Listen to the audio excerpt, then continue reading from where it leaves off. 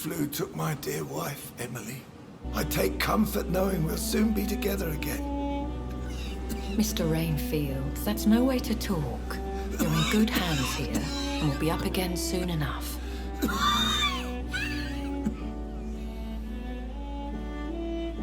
Now do me a kindness and get some sleep. I'll be back round later. Your words are kind, the blessings of an angel. You're the sweet, sweet Lady of Mercy.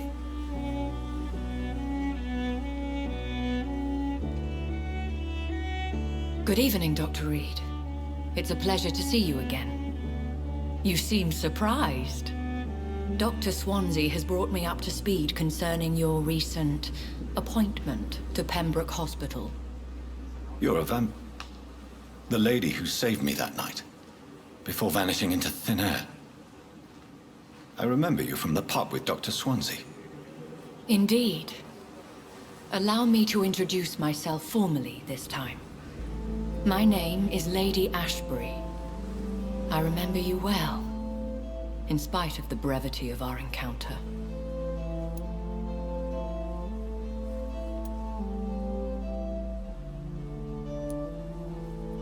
So it seems our Dr. Swansea does indeed have a fascination for creatures of our constitution. Dr. Swansea is a remarkable man. Dedicated, one might say, obstinate? He spent years compiling our bestiary. I hope you're more disposed to answer my questions now. You must have countless questions, but our rather urgent matter first. Swansea has explained. My cover, if you prefer, has been compromised.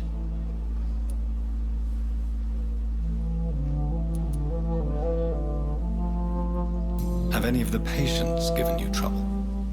These poor souls have so little left to live for. I do my best to ease their pain.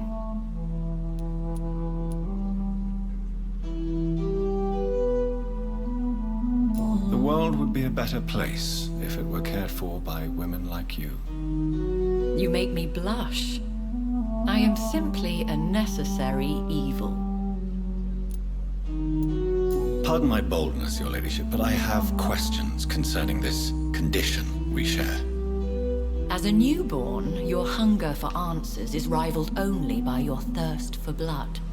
But the questions need wait. I'm a scientist. My trade is in the deciphering of mysteries, and I need information to feed my mind. I will gladly answer every question you have, but first, prove yourself capable of resolving my predicament without eating the culprit. Dr. Swansea has commissioned me to be your agent in this matter. You could start by explaining what's amiss. These past insufferable weeks, I've been the victim of extortion. I've made a first payment, but the blackmailer grows greedy. I must refuse his most recent demands.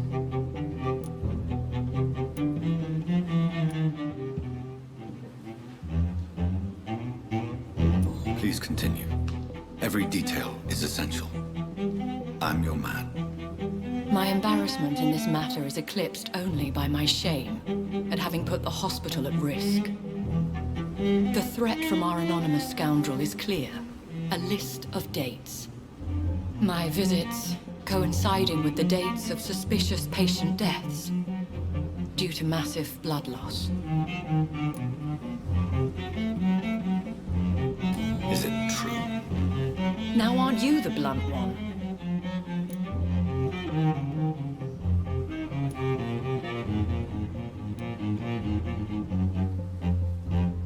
We both are afflicted with a thirst for blood, Lady Ashbury. That is our nature. By vocation, we also have reason to visit the hospital. Logic dictates. In all honesty, I'm not simply a patron to the hospital. My visits serve a dual purpose. Dr. Swansea has been treating my condition with a revolutionary technique of blood transfusion. It seems you are a specialist in the domain. I'll take care of it. Do you know where I should start? If that was the case, I'd settle the matter myself. You could talk to our local gossip, Harriet Jones. Not a pin drops here without her hearing about it. I'll meet that woman now. My life, as others know, is in your hands, Dr. Reed. I'm sure of your discretion, but I do fear your powers of persuasion will be put to the test. When this is resolved, I'll be your obligé. I'll answer all questions in regards of your condition.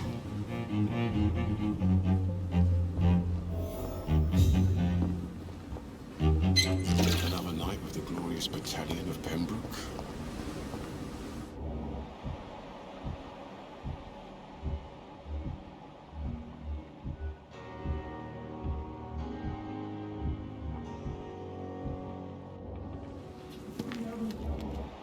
Just a dozen years or so. Good evening, sir. So it is true. The famous Dr. Reed has joined us. I can't think of any better news during these terrible times. Do we know each other? Actually, yes. We met once before, at the Rockefeller University in New York. Dr. Tippett, yes, I remember. I was assisting Professor Carell in his research about coronary bypasses. He had nothing but praise for you. He was also very confident about your future. And look at you now. Eminent surgeon and blood transfusion specialist.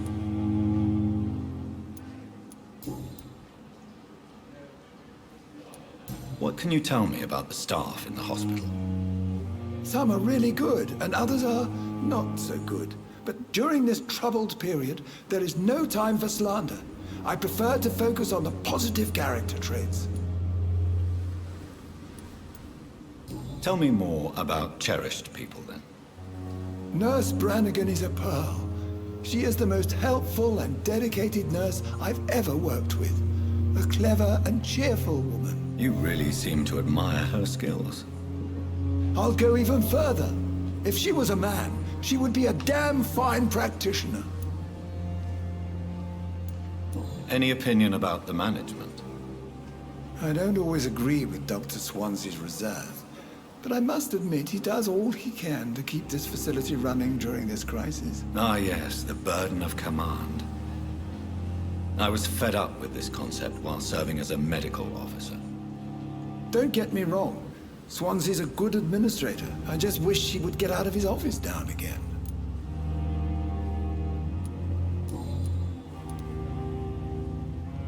What is the Pembroke Hospital situation?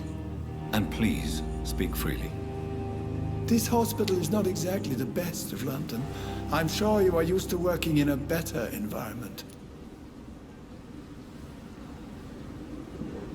It's more than enough.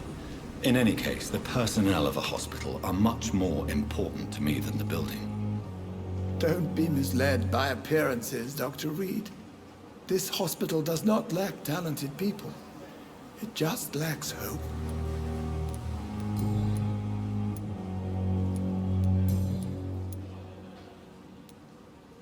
Corcoran, I want you to tell me about Mr. Connor.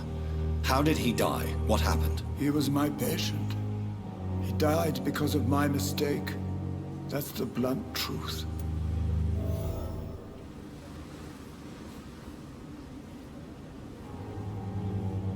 Who was this patient? I don't know.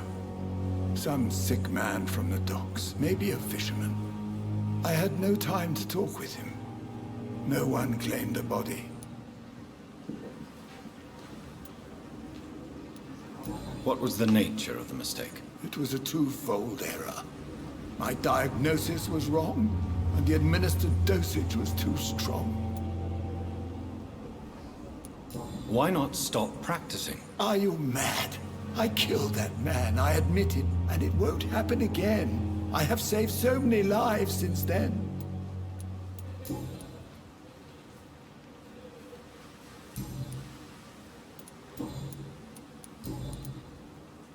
Have you heard of any underhand dealings going on in this hospital? I have no time for such triviality, my dear colleague. We're here to save lives. Goodbye, Dr. Tippett.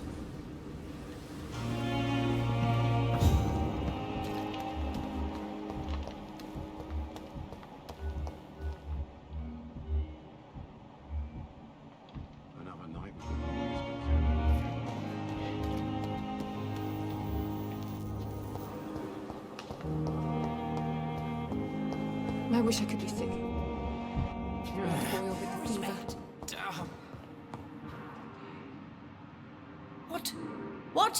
What is this? Who are you? Get out of my room. There's no need for alarm, madam. I'm Dr. Reed, the new surgeon. Preposterous. Dr. Reed, you say? I don't want some bumbling intern. Where's Dr. Swansea? Please, calm down, madam. I assure you that I am highly qualified. I'm just back from war duty. How brave. Threatening an old defenseless woman. You know how long I've been a patient here? You've picked the wrong fight. I'm Harriet Jones. Harriet Jones? Indeed. I've been meaning to have a chat with you. You know what goes on here better than any other patient, I gather. Oh, better than any patient, nurse or doctor. I've seen so many vile undertakings. I heard there have been some despicable goings-on. Was there a case of blackmail? Blackmail? Wait. You're investigating something. This isn't a social call. One of those incompetent cunts slit a poor sod's vein.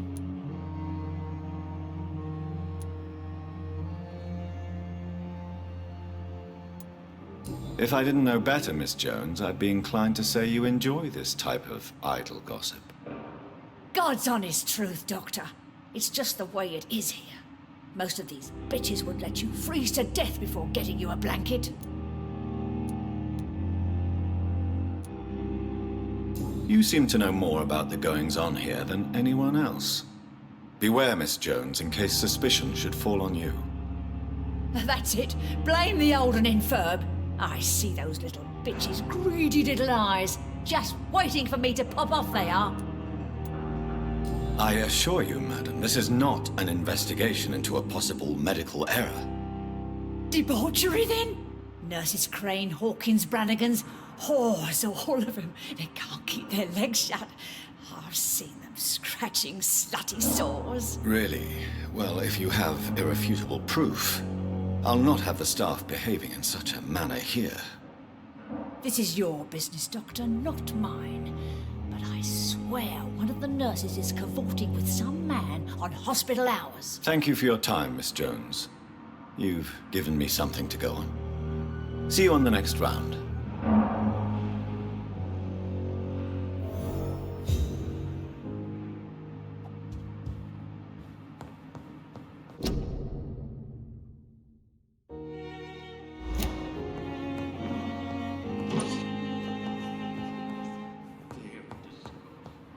The patients and staff might know something. I'll start my investigation with them.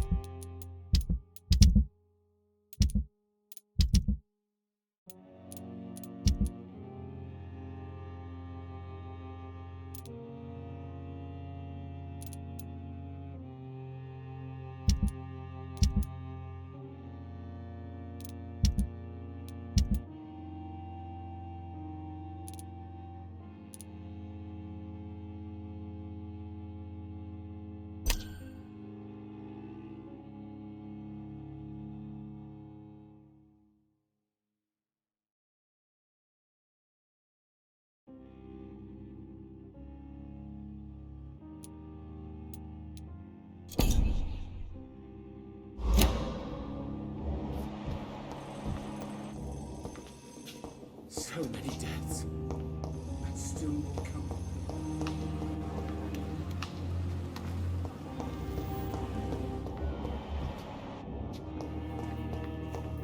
Never.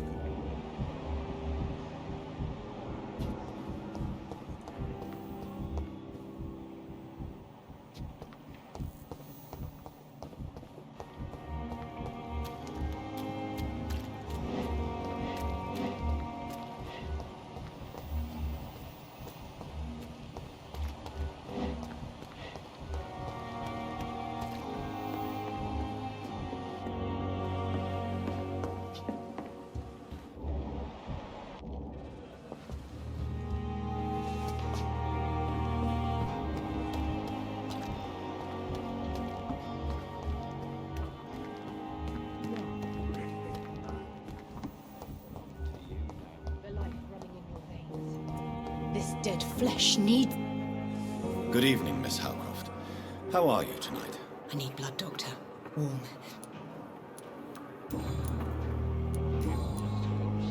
I'll leave you. The daily routine.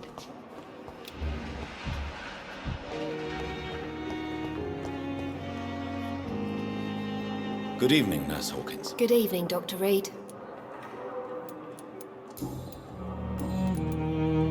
What can you tell me about the strange man visiting one of the nurses during her shift? Let me guess.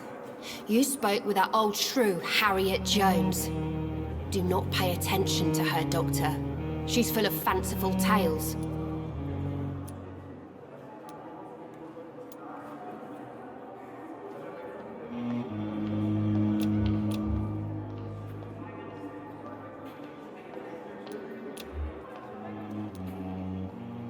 No matter how you feel about her, Miss Jones deserves our help. Who says I don't care for her? Hate is what keeps that old crone alive. She could have been telling the truth about the mysterious man. That old witch will end up in hell soon enough.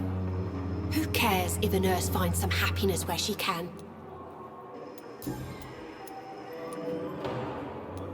What can you tell me? Let me guess.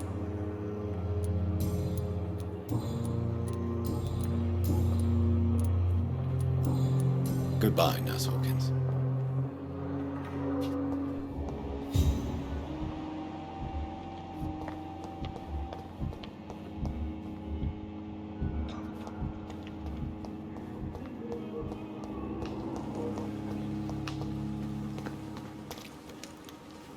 Good evening. I'm Dr. Reed. Always a pleasure to meet a colleague, sir. Especially when he was supposedly dead. A colleague? Are you a doctor too? Not anymore, sir. I used to be Dr. Rakesh Jadana. Now, I'm just Mr. Jadana, pawnbroker and humble guardian of this morgue. What do you mean, you used to be a doctor? Was your license revoked? No, sir. It is just that I like to be precise. I run a little pawn shop while taking care of the dead. But I used to be a real doctor.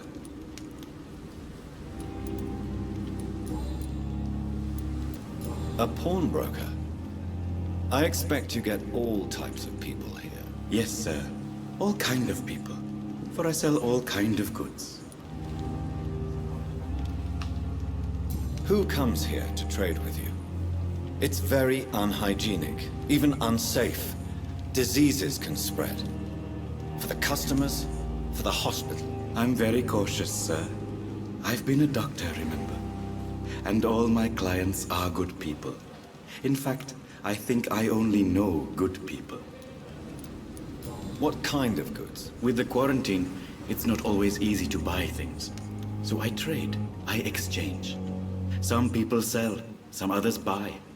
I like to help.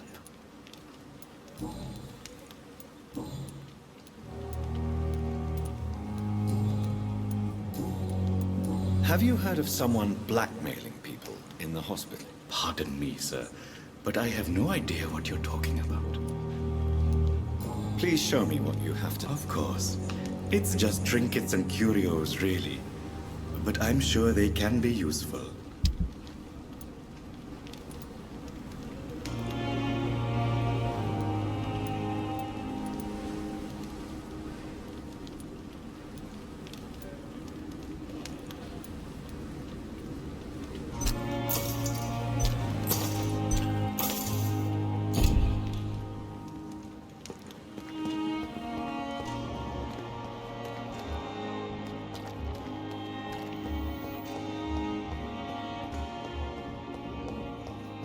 As for me, what a blundering idiot.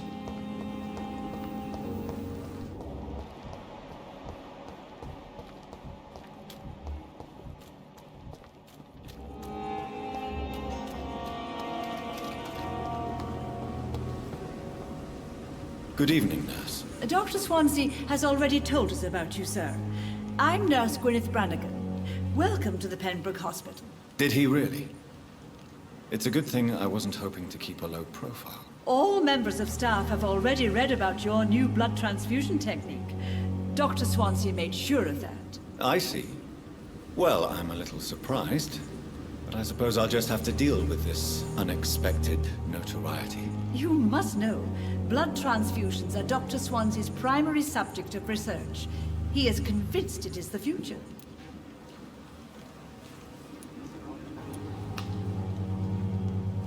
Do you know if any of the hospital staff have criminal backgrounds? The people who work here all come from very different backgrounds, Doctor. Just like the patients. I'm not familiar with all the staff yet. Perhaps you could help me. Brilliant professionals, most of them. Dr. Swansea has a gift for recruiting talent. Most of them. Is there a problem I should know about, nurse? It would be inappropriate for me to speak ill of a colleague. Nurse Brannigan, if you do know something, please tell me. Anything you say will be held in confidence. No. I may disagree with some conduct, but in the end, everybody is doing their best. Is there anyone that stands out? Well, I have never met someone as dedicated as Dr. Tippett. He should be a standard for us all here. If only he were younger. Why should his age be a problem? I guess it's fair to say he's always pushing himself to the limits. He just doesn't know when to stop and get some rest. How are things here?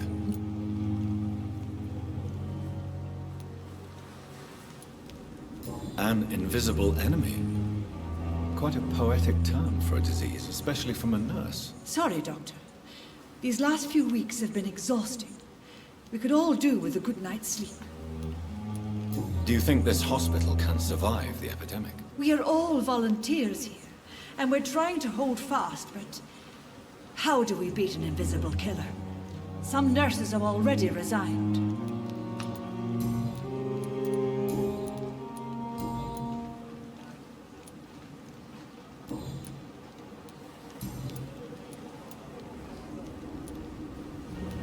Tell me what Dr. Tippett did. I know his mistake caused a patient's death. If I had not covered up his error, Dr. Tippett would have been fired from this hospital. I could not let that happen. You can't allow your emotions to dictate your conduct concerning patients, Nurse Brannigan. Look around you, Dr. Reed. Do you really think we can afford to lose a brilliant practitioner like Dr. Tippett in our situation?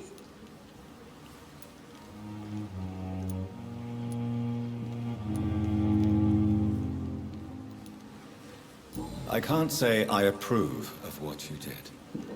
But as a field surgeon, I know that some situations require you to bend the rules. I'm not proud of what I've done, but to contain the epidemic must be our priority, so we can't afford to lose Dr. Tippett.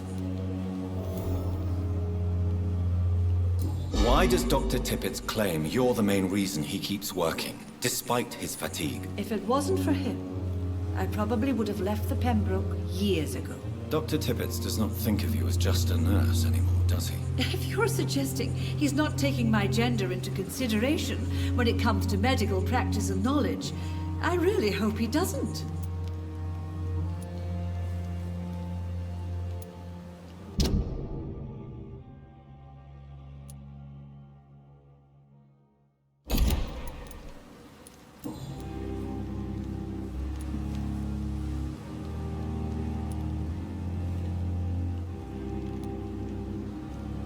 Have you seen a strange man visiting any of the nurses here? I've never heard of such a thing, Doctor.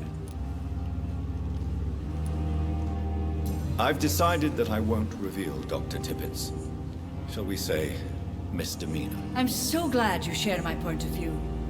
Dr. Tippett is a brilliant practitioner. We most definitely need his know-how. I hope you're right. This is a huge risk we're taking. Dr. Tippett must regain his confidence. Please, keep this decision between you and me. He doesn't need to know you found out.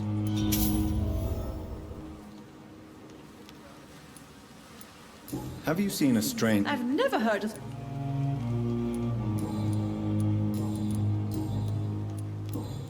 Goodbye, nurse. Call me if you need assistance.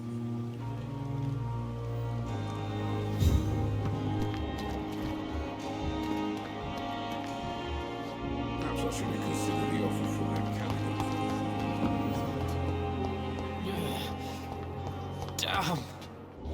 The pain. It's there again. Thieves.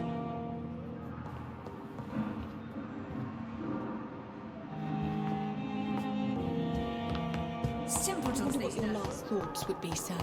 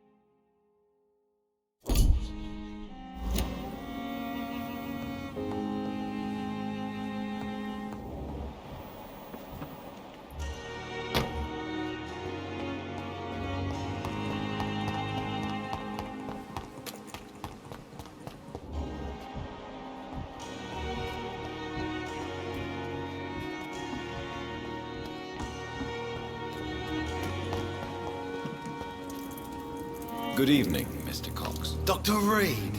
Still working at night, I see. I like that. And why is that? People who don't sleep at night always seem more alive to me. More interesting, one way or another.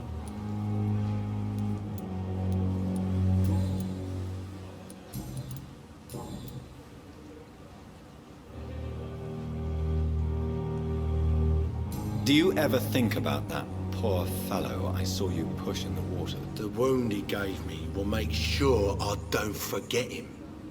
Still fucking hurts. Boss had cut me good. What did he want? Revenge? I recently had to kill his brother. Poor arsehole thought it would be easy to return the favour.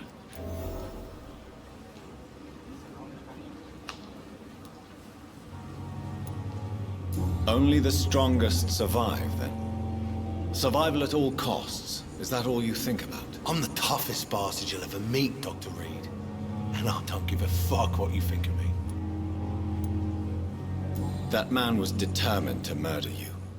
You almost died. What a surprise. The first time I met him, he nearly shit himself. Fucking coward. I guess revenge gives you balls. How is your hospitalization going, Mr. Cox? This is a shitty place with shitty staff. As long as I'm treated all right, I'll be fine. What's wrong with the Pembroke staff? That bastard you sent to bring me here, Milton. I thought he was going to break all my bones before I reached my bed. I see. Any other smart comments? The nurses aren't too ugly. Especially that foxy one, Nurse Crane. Pretty brunette, tough attitude, oh, I like that. What's wrong with the hospital? Come on, Dr. Reed. The place is a dump. Smelly, sad, and dirty. But you're alive thanks to the efforts and dedication of the staff here, aren't you? What are you expecting, a medal? I thought that saving lives was just part of the job. Must be an unsatisfactory profession at this time, I'm sure.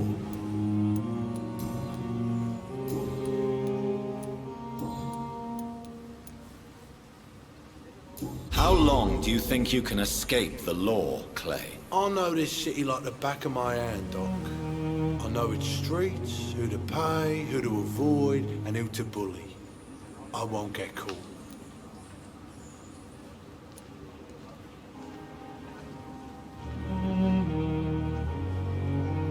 We can't escape the consequences of our actions. The past catches up with us in the end. I ain't afraid of death. I don't hide who I am. I live my life honestly, which is more than I can say for most folks. And who are you then? I'm the leader of the Wet Boot Boys. One day I'll leave this shitty place and punch in the face all who thought I would not come back.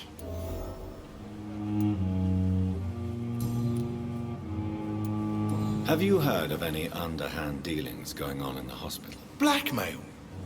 That's not my style. Too risky. The black market, though. Now that's where the money is.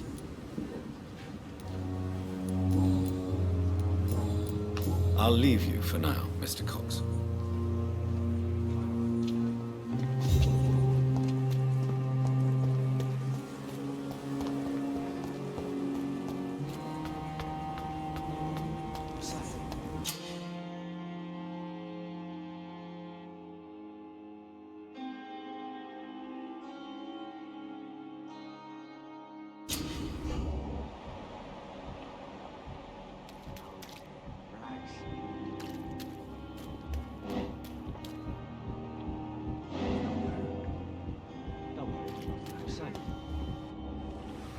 You're sure you don't come back with me?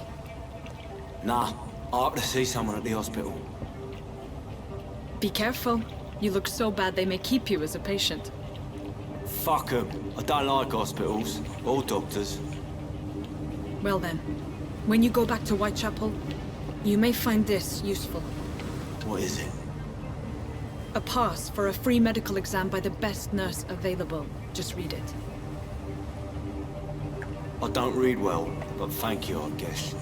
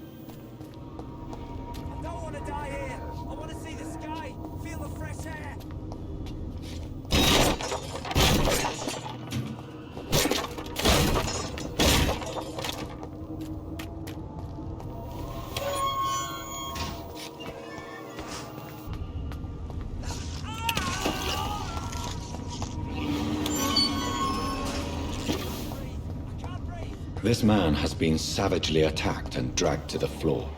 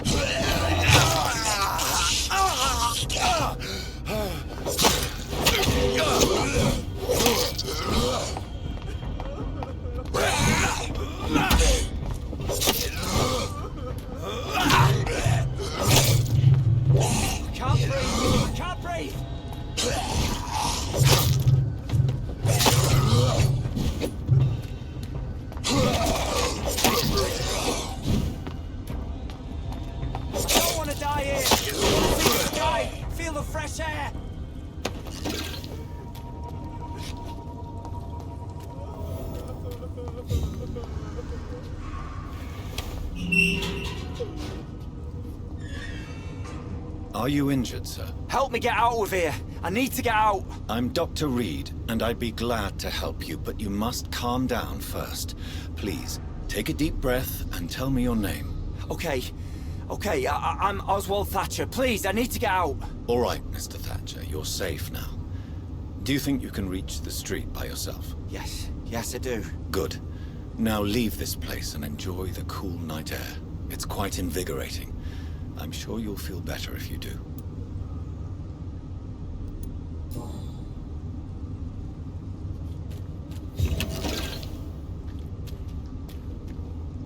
Are you sure you're all right, sir? Yes, I'll be... as soon as I can see the sky again.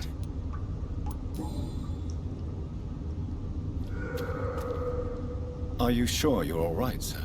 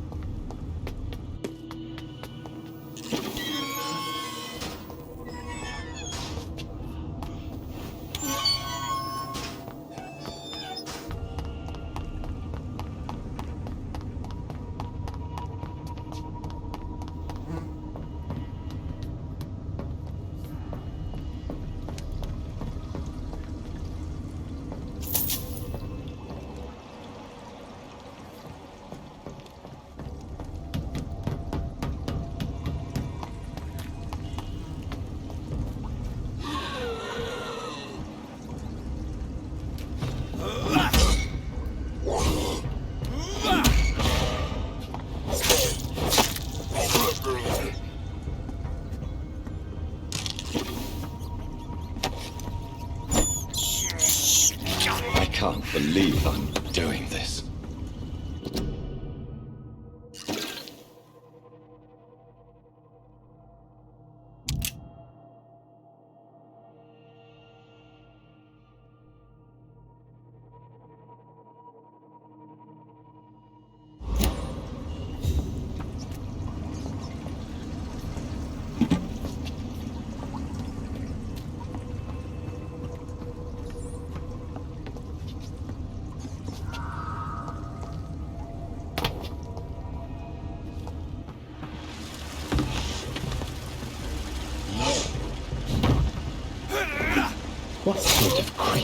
this?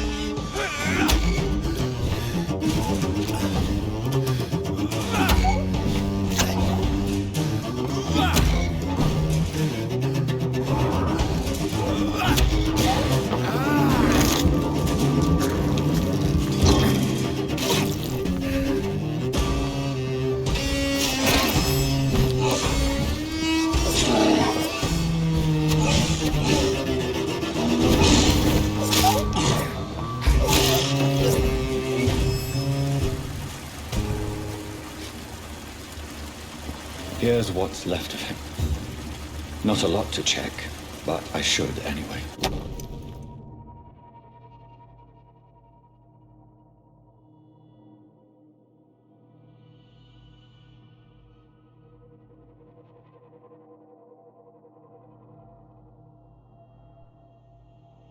Some voucher for a free checkup in Whitechapel. What is Nurse Crane up to? I really must find her.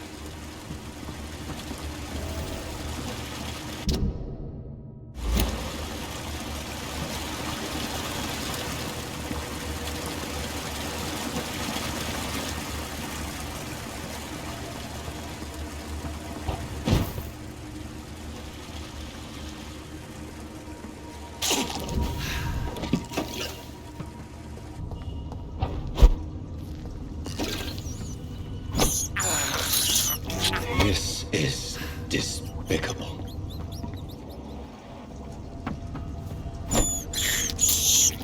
I can't believe I'm doing this.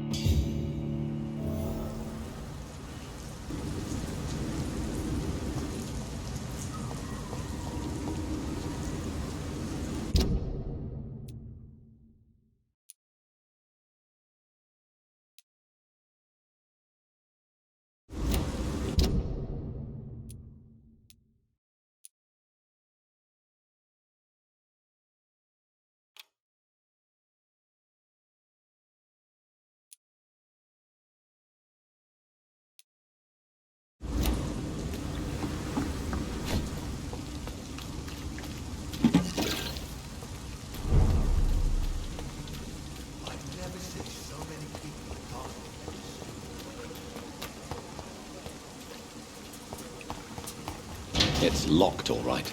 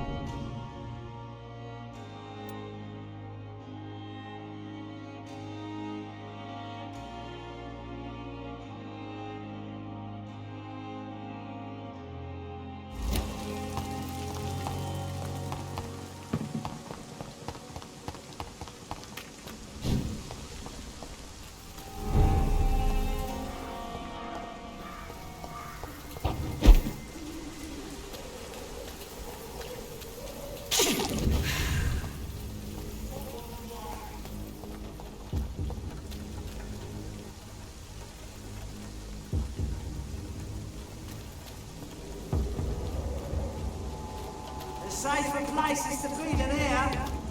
Didn't you hear me?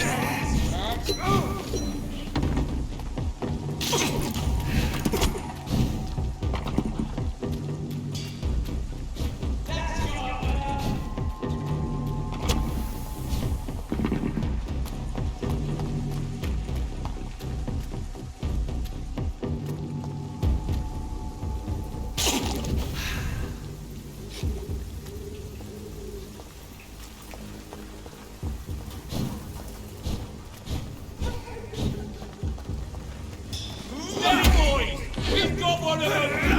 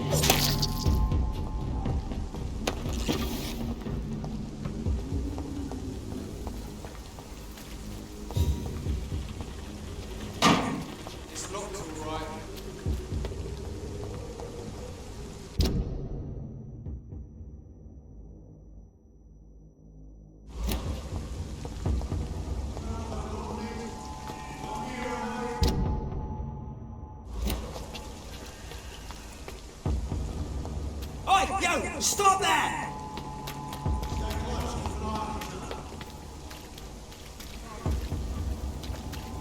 Step away, sir. Hey! Don't come no closer! Elise! Elise!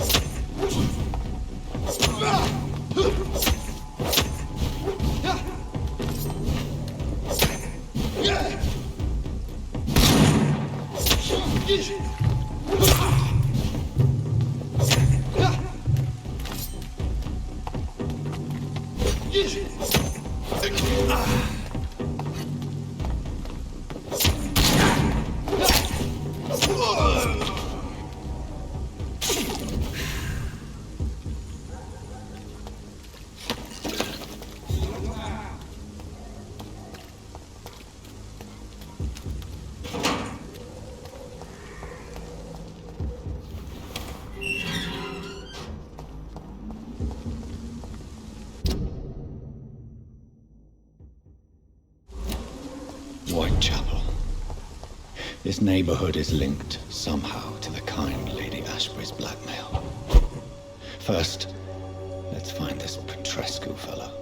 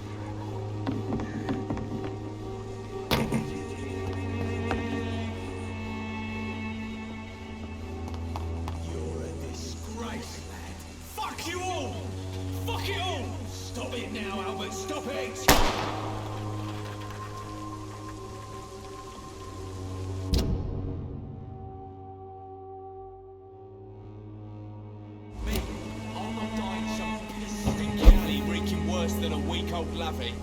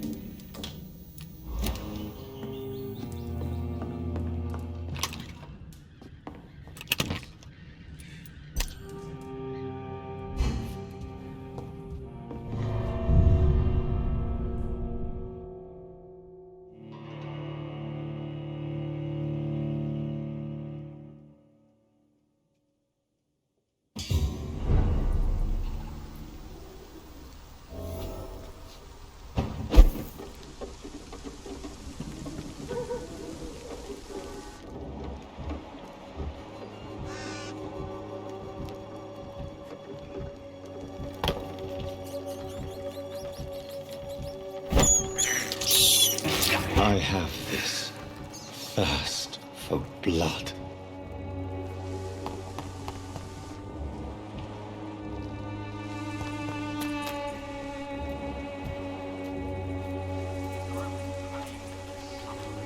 Excuse me, sir. I have a few questions for you. Another journalist? I didn't answer the first one, so piss off! I'm not a journalist, I'm a doctor. A doctor, you say? It's quite a rare breed in this part of town. Really? But still, here I am. Dr. Jonathan Reed, at your service. I'm Joe Peterson to some, but Colossus Joe to most. And I don't remember asking for your service, sir.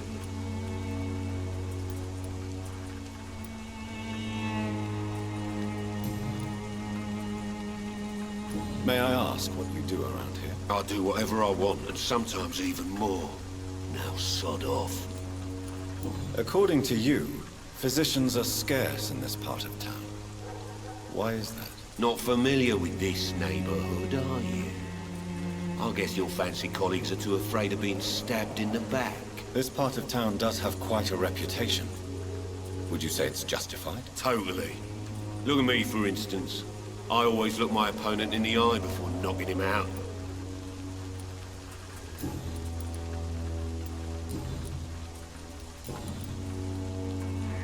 Have you heard of a nurse named Dorothy Crane? She's a colleague of mine, and is supposed to live around here. Dorothy Crane? Yeah, I know her. One of the few good souls who dare to help the sick around here. Could you please tell me more about her? She's a nice girl. Tries to help the migrants. I offered to give her a hand, but she said my reputation would attract too much attention.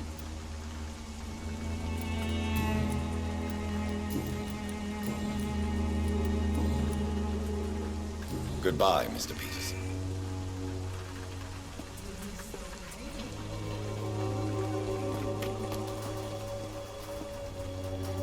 Welcome, sir. Please, take a browse of my wares. I'm Dr. Reed. I would like to ask you a few questions, if you don't mind. Doctor? Interesting. I'm Barrett Lewis. Usually I don't have time to waste with talk, but at this hour of the night I can hardly refuse.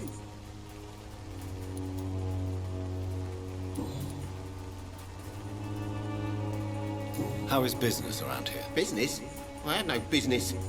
Between this racket, theft, and customers getting scared, I'm losing money every day. I see. Sounds like you blame someone in particular for your situation. It's no secret Joe Peterson spends his time harassing merchants. But with me, he's trying to put me out of business once and for all.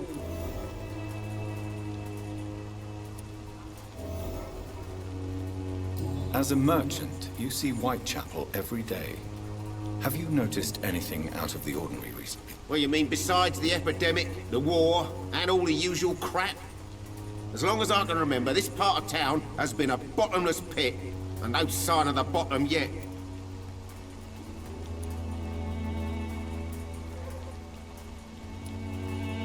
Have you been hurt? No, but that's only because I ran like hell. Those men were raving lunatics, I tell you. Not even able to speak anymore, just screaming. Violence is increasing in the borough. Yeah. A few nights ago, some blokes jumped me. Came out of one of the condemned workshops. Fever, madness, something like that. Where did this happen? Why did you go there? In the closed workshops nearby. I worked there as an apprentice in better days. Now I only go to find trinkets or tools. Too bad I was mugged, though. There was good money in that little box of loot I lost.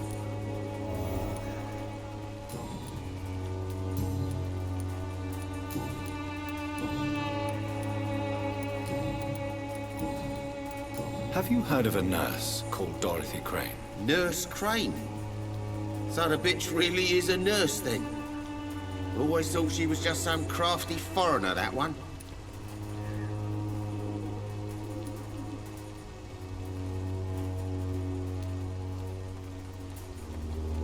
So she's trying to help her fellow immigrants. Why would that make her a villain? Dorothy Crane ain't even a real name. Something like Dorothea Craniu. Something like that. Came to England fleeing the war, I was told. That doesn't explain why she irritates you so much. Your precious Nurse Crane gives away medical supplies and prescriptions for free.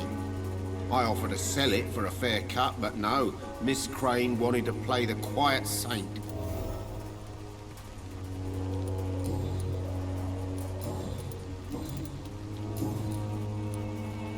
Right then. Show me what you have.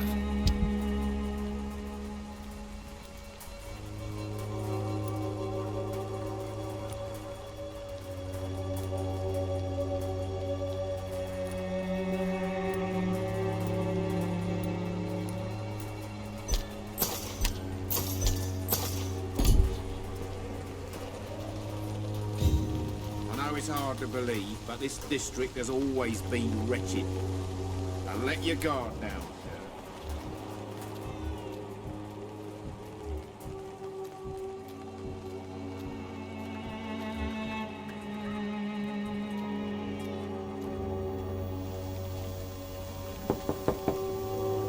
Hello, young man. I'm Dr. Reed, and I would like to ask you a few questions. May I enter, please? Sorry, no, sir. My father does not like people entering our house, you see.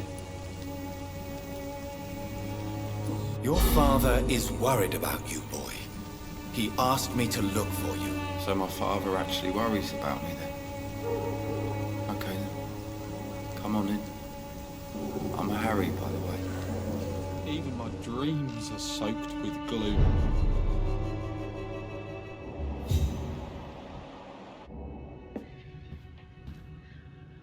So, may I ask you a few questions? I'm not bothered.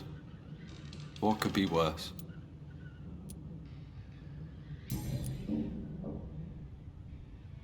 How do you feel? I'm fine. I mean, it's not easy every day, but I'm fine. I'm just tired of being sick all the time. If only I could be tough, like... well, you know. Speaking of which, what can you tell me about your father? My father is an idiot who makes idiot things. That's all I have to say. Forgive my bluntness, young man, but you don't seem happy living in Whitechapel. Why should I? I never wanted to come here in the first place. It was my father's decision. And look around you. Does this look like a nice place to live?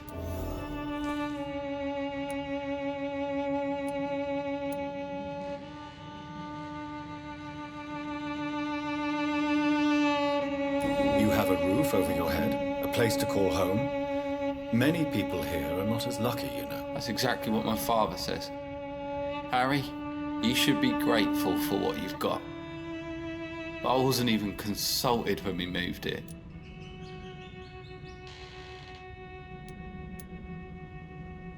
If life here is so terrible for you, why don't you just leave this place? Have you ever spoken to your father about it? I don't go outside. It terrifies me so. I went outside once without my father noticing and I saw terrible things. bloody and frightening things. So that's why you stay at home all day? For fear of the epidemic? I'm not afraid of disease or death, Dr. Reed. It's the living I'm afraid of.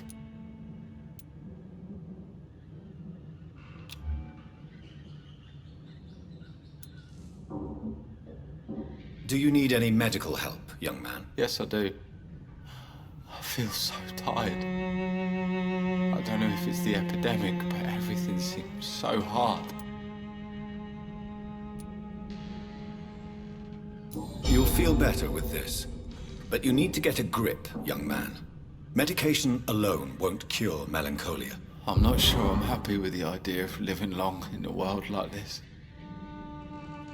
But I thank you for your concern, sir.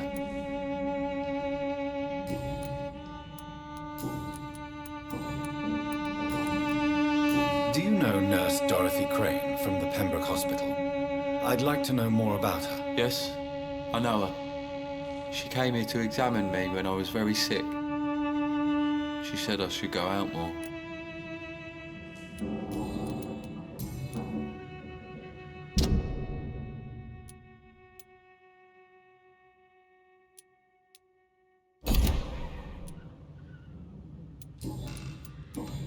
Goodbye, young man.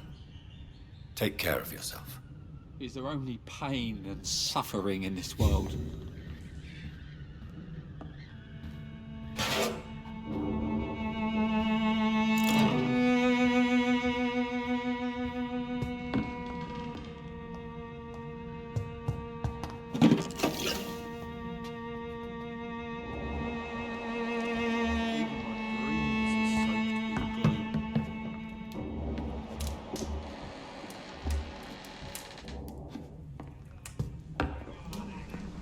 It's locked.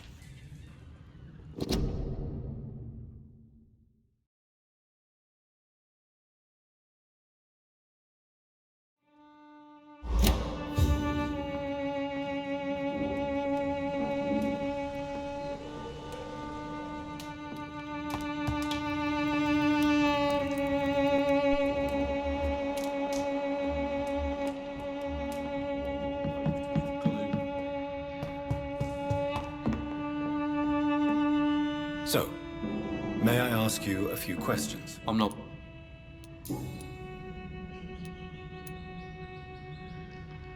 Would it ease tensions with your father if he got an honest job?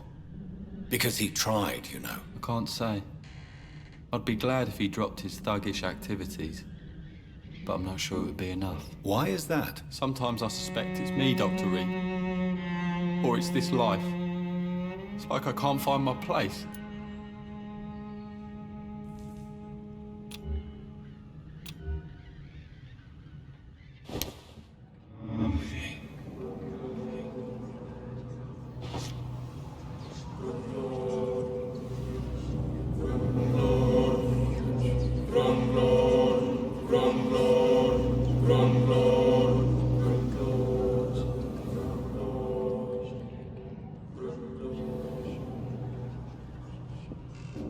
Even my dreams are soaked with gloom.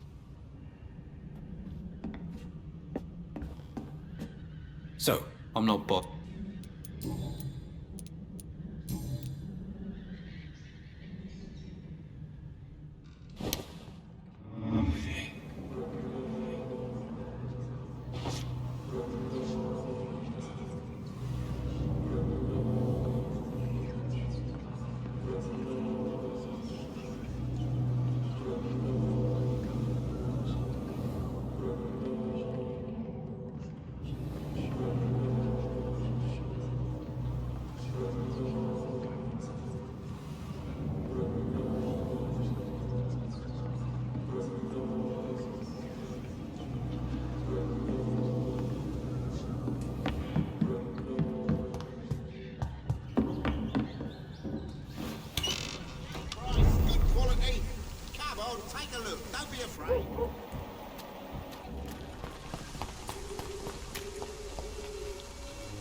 Don't be shy, handsome. What can Christina do for you? I'm not looking for what you're selling. But I'd like to ask you a few questions, if I may. I'm a doctor. Dr. Reed. All right then, but be quick. Though I usually get paid when I open my mouth.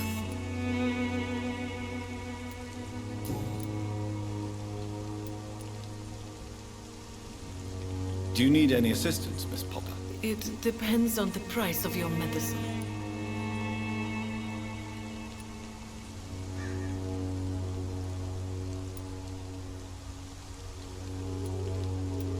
I will see you later.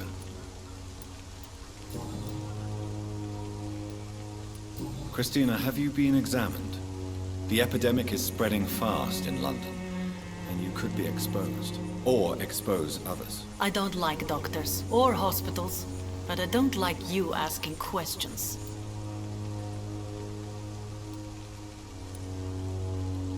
Considering your line of work, I assure you it is only a matter of time before you have health issues. If it is going to happen, it will happen. Right now, I need money. That's what's important.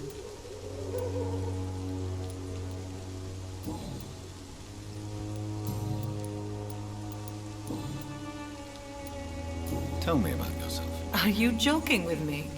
People don't usually come to see me for conversation. I have no interest in your work. I am, however, curious as to what led you into this career. Short story. The war, exile, and England. This country is not especially welcoming. I've been refused many jobs because of where I am from. I had few options left.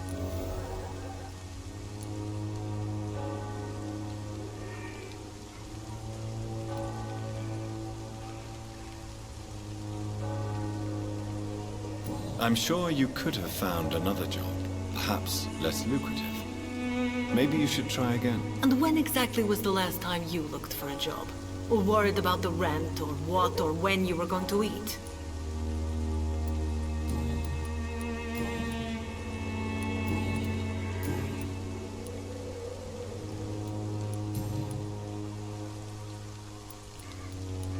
Do you know Nurse Dorothy Crane from the Pembroke Hospital?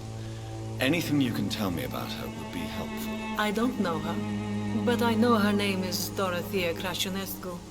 She came from Romania like me and many others. You seem to respect her. Dorothea helps the sick people of Whitechapel. Everyone should respect that.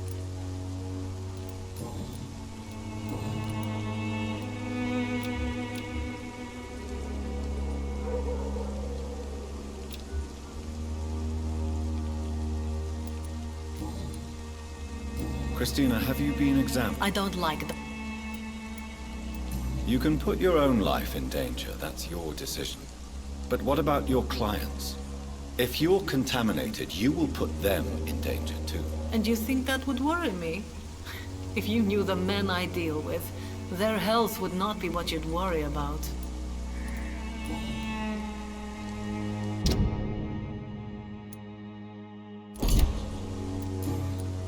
Goodbye, miss. Take care of yourself as best you can.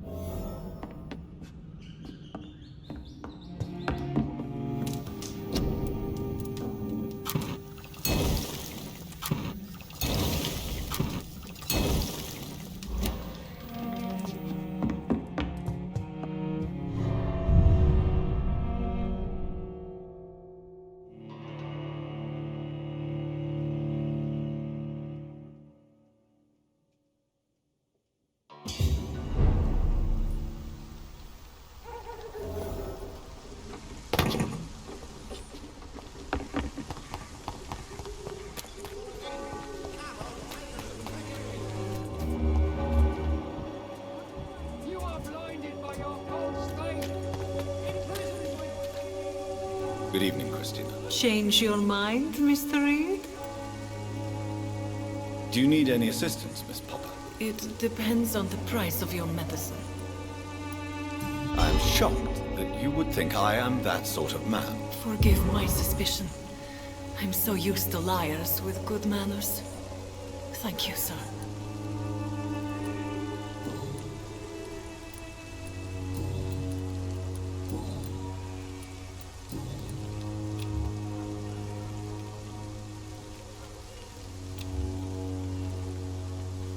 Goodbye, miss. Take care of yourself as best you can.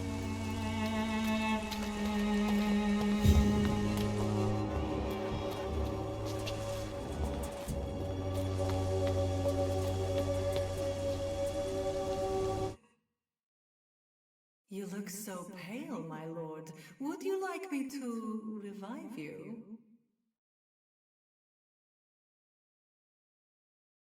Pay me a glass and I'll be gentle.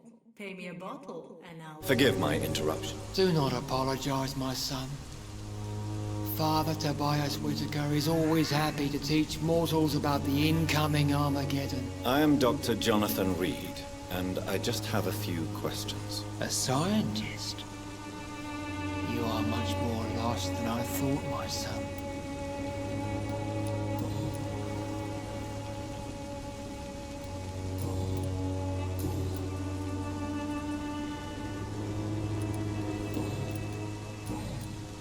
What do you mean when you say that I am more lost than you thought?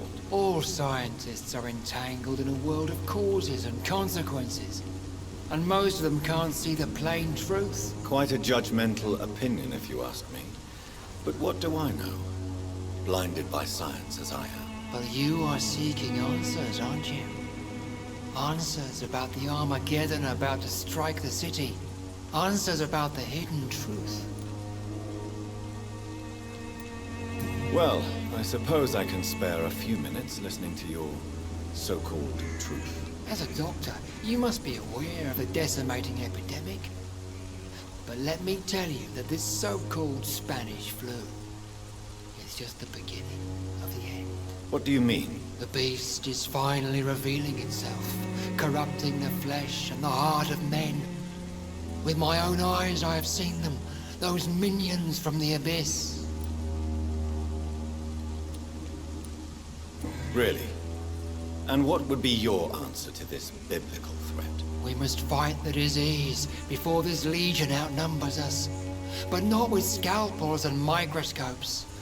No. What is left then? Cleansing fire.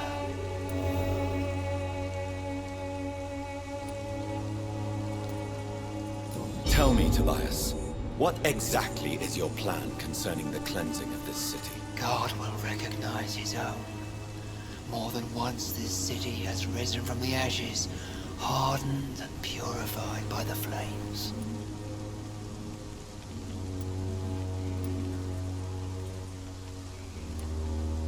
Fire is just the instinctive answer of a caveman facing something he does not understand.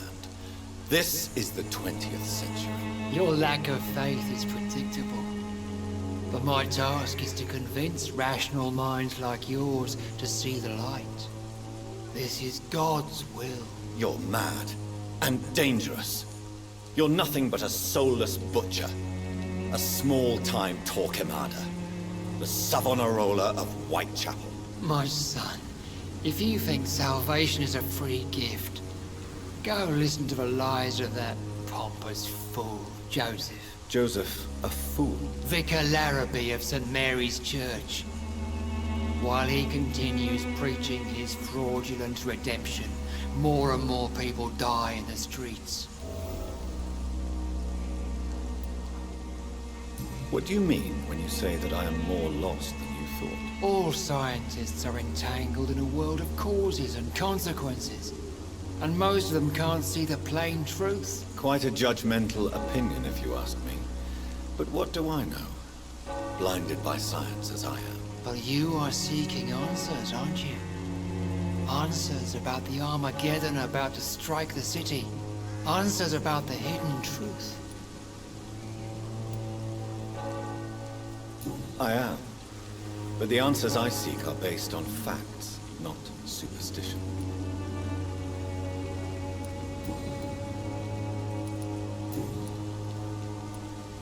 Have you any friends? Any family left in these terrible times? No. But I have a disciple I see as my son. He is so devoted. I send him to preach the good word in the heart of this corrupted city.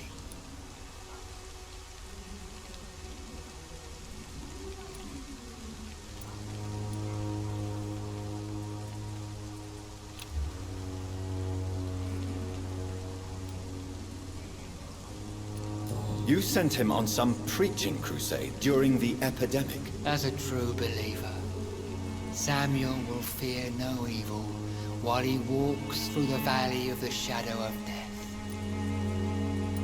Where did you send him? I sent Samuel to the Stonebridge Cemetery, where the pestilence and evil grows night after night.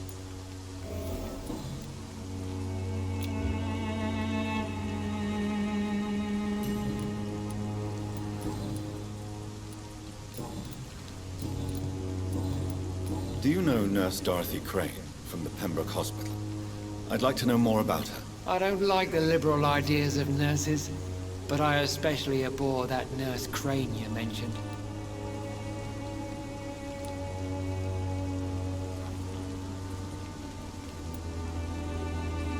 So you're not exactly a fan of Florence Nightingale's work. But nurses are essential for modern healthcare. Nuns should be the only women allowed to take care of male patients. It's obvious only they have the necessary moral fiber. Why do you hate Nurse Crane more than other nurses? Before coming to London, she was a member of the communist resistance in her country. That's what happens when you let a woman get involved in politics.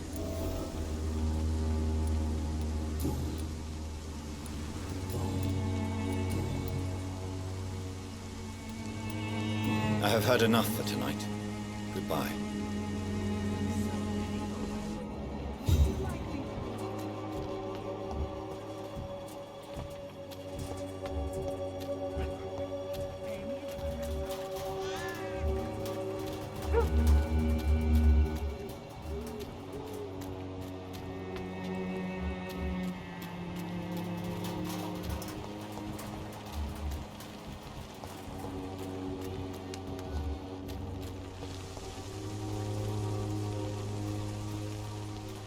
You again?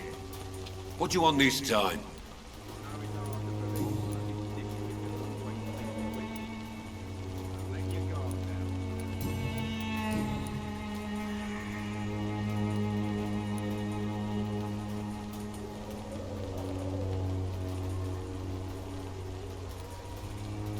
Why do you keep on working for the gang, Joe? You know it doesn't suit you. It's true, I hate this job. And I know I made some bad choices, but I'm a wet boot boy now. People won't forget it. You could leave tomorrow. Start another life in another town. That's easy for you to say, Doctor. We are poor. My son's weak, and there's no way he'll endure another disappointment. Harry doesn't seem happy living in Whitechapel. Why did you make him come here? I've always put my son's interests above everything else. Whatever he may think. Our house is small but affordable. The walls are thin, but the door is solid. You really love your son, don't you, Mr. Peterson? He's my pride and joy. Even if he hates me for the choices I make and pushes me buttons more than he should.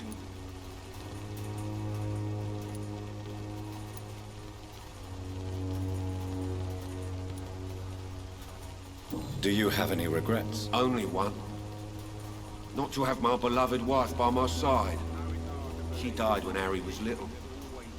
My sweet Jane. She gave the boy confidence. Since the criminal nature of your job means you could be arrested, are you not afraid of what would happen to your boy if you were? No one will ever take my son away from me. If that ever occurred, I'd hunt the bastard down and rip off his head with my bare hands.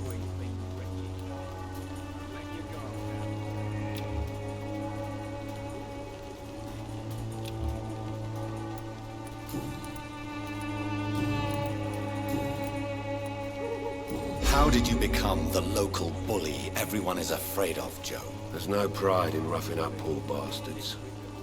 But this is the only job I've found. And it pays well, too. A job? So you're racketeering for someone else? I got enlisted by the Wet Boot Boys, a gang from the docks. I'm their muscle for their dirty work.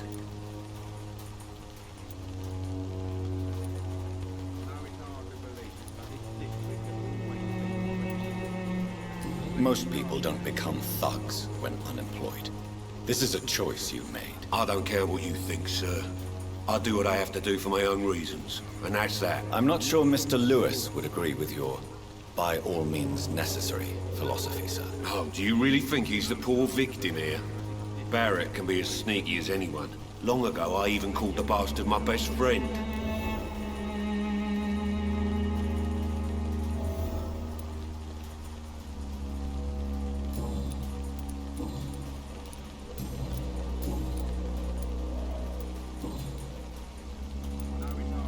Goodbye, Mr. Peterson.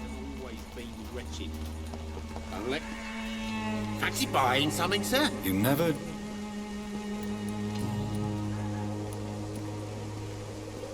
What do you know of Harry Peterson? The boy seems so fragile. Not like his father at all. Harry's a good boy, but he spends most of his time complaining. He's had it tough, all right, but he needs to grow a pair. What troubles him exactly? Well, despite being his father's son, almost everything, I think. He never wanted to come to Whitechapel in the first place. Hates this place more than most of us. Joe Peterson. He's the villain here, isn't he? But you seem to know each other. I'd known Joe for years. I saw him box once or twice. He was a friend then. And these days, he's just another thug.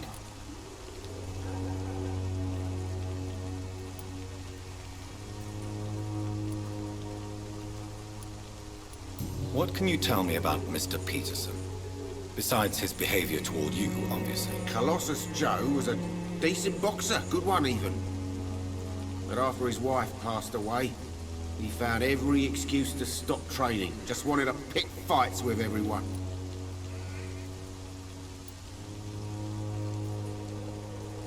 Without making excuses for him, it's safe to say that despair can poison even the sanest mind. We've all had some rough times, ain't we? But most of us don't use our fists to see us through. And no one has ever stood up to this thug. Nobody would be fool enough to stand against the Wet Boot Boy.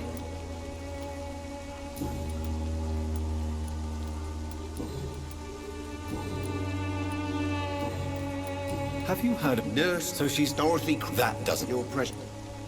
Goodbye for now, Mr. Lewis.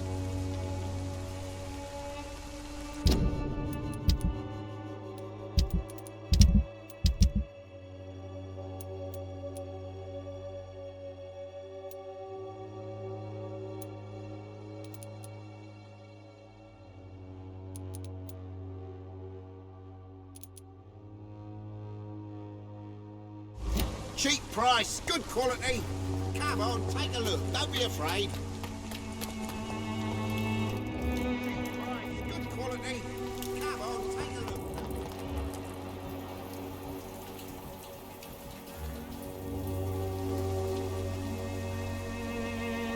Good evening, sir. Do you remember me? If you're here for a reward, you'll be sorely disappointed. But I'll gladly shake the hand of a fellow countryman. I'm not here for a bounty. I'm a doctor. Dr. Reed from the Pembroke. A doctor? In Whitechapel? What an opportunity. My name's Bates. Cadogan Bates. Do you require assistance, Mr. Bates? Not me, but your skills could help a lot of people round here. That would help my business, because I say, a live tenant's a paying tenant.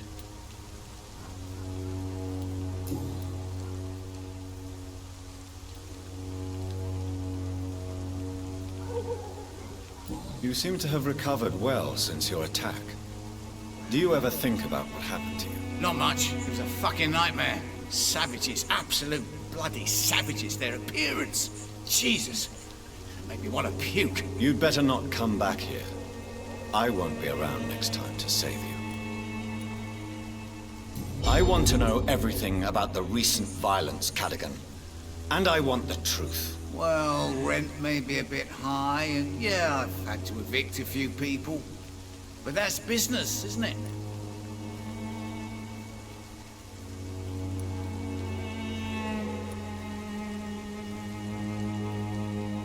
I don't believe even you deserve such a cruel fate, though you have tested my patience beyond its limit. Glad to hear. Nice to know there's another civilized individual in these parts. Not like those bloody savages.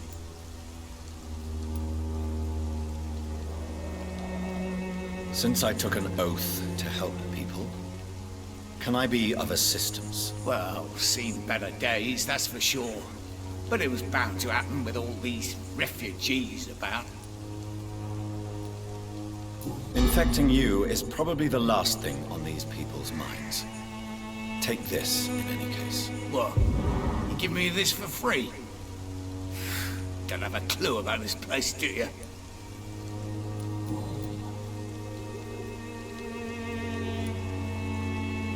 What is your business, exactly? I offer fair lodgings for a modest price to the poor and weary of Whitechapel. I see.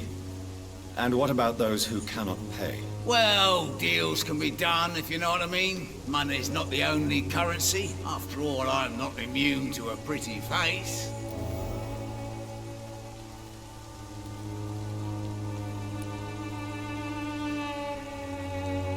In other words, you take advantage of these poor lost souls. Begging your pardon, I thought you was a man who could appreciate the complexity of the modern world.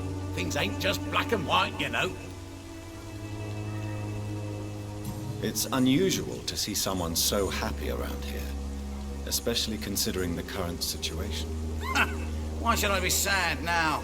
There've always been wars, disease, tragedy. There always will be. That's an unusual way of seeing things in these trying times. I don't see why I should shed a tear for another man's woes. I'm healthy, and I intend to stay so.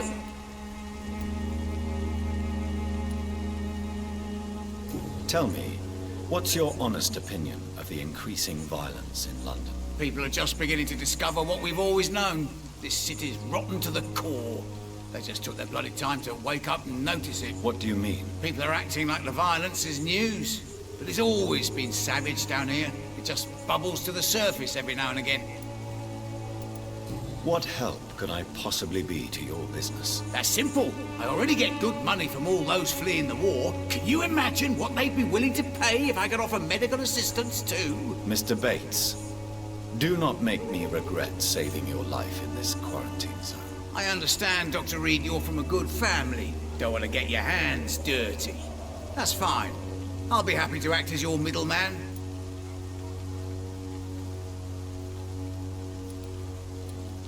I've no interest in money. Perhaps one night I will visit you and take what I require. If that should happen, there will be no need for a middleman. So it's a no, then. That's too bad. The Reed tonic could have really helped people, you know, save lives. Isn't that what you do? I mean, people buy that Swamburer's shit.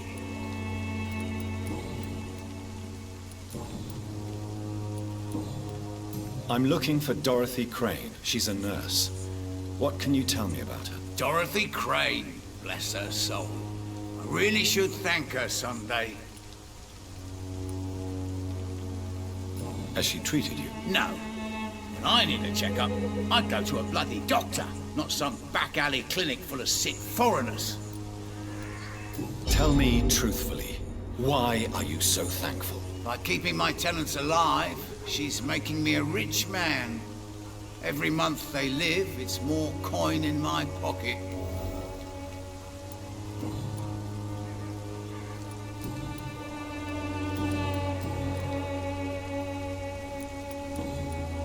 I'm looking...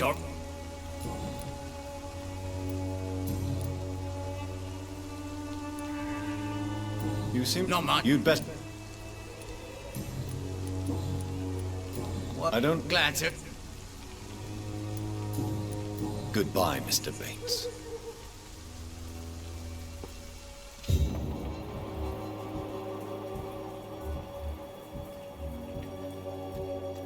People are talking about this Colossus.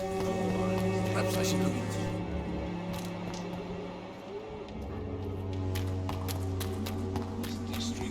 get uglier every year.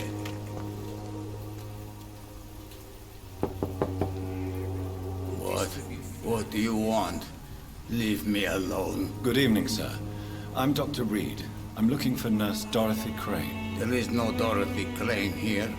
Now, goodbye. I'm afraid this medical leaflet says the opposite, sir. Really? Well, I'm afraid I'm going to close this door right now. Go bother someone else, Mr. Doctor. To enter that house, I must discover who this man really is. Maybe I could start by observing what he's up to.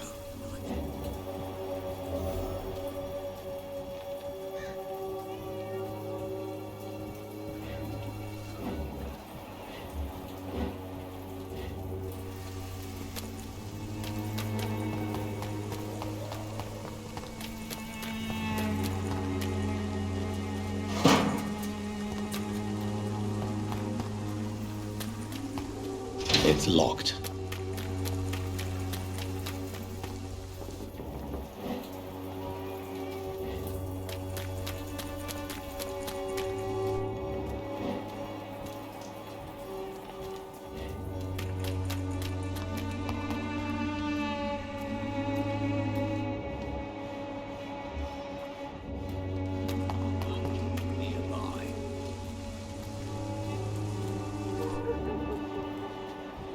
Distribute flowers at this hour of night.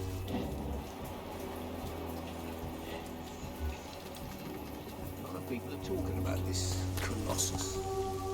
Perhaps I should look into it. There's no one in. This district seems to get uglier.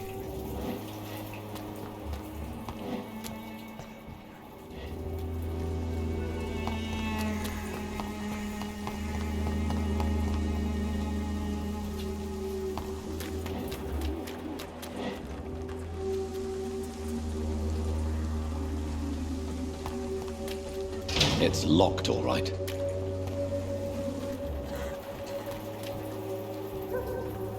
Mr. Bates. Evening.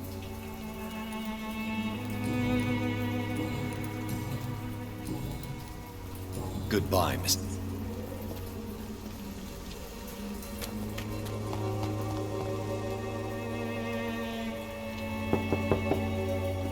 There's nobody here.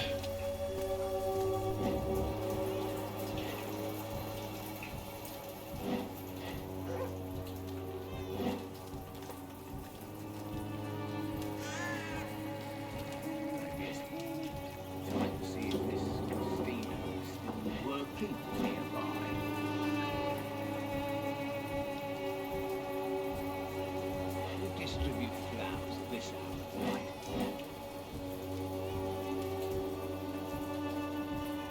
A lot of people are talking about this.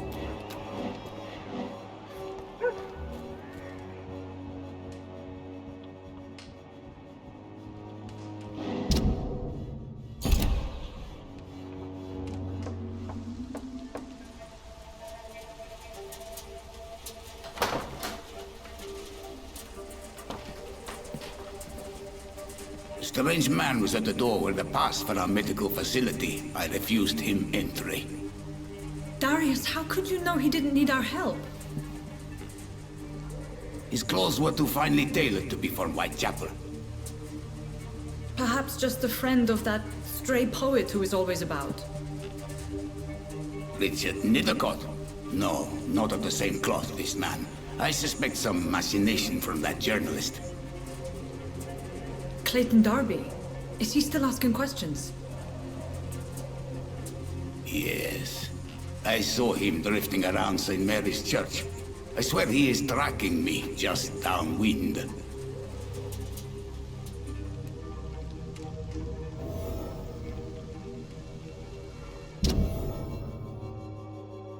I must talk to that journalist or the poet. They must know about Darius. Nearby the church they just mentioned.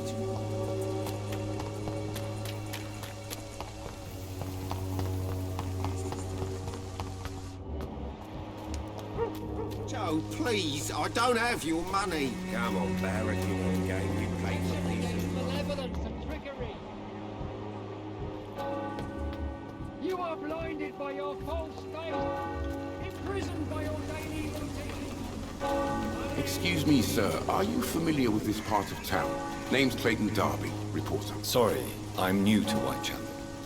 But perhaps you could help me since you're a journalist. My name is Jonathan Reed. Dr. Reed, the famous surgeon. I'll gladly help if I'm able, sir.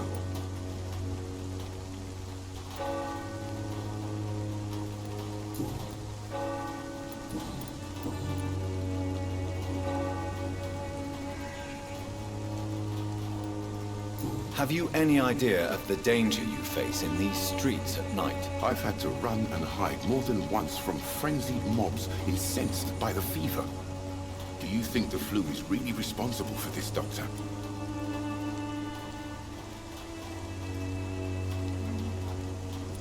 That science is unable to explain the facts doesn't mean there is no rational explanation.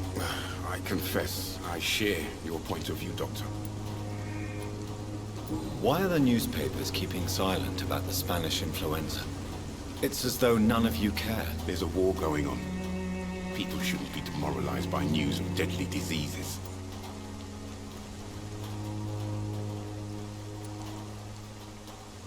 I served in France.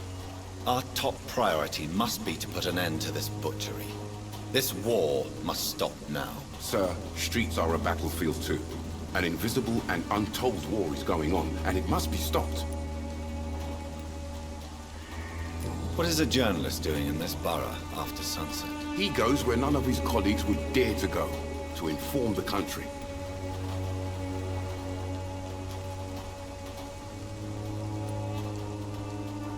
That's quite honorable of you.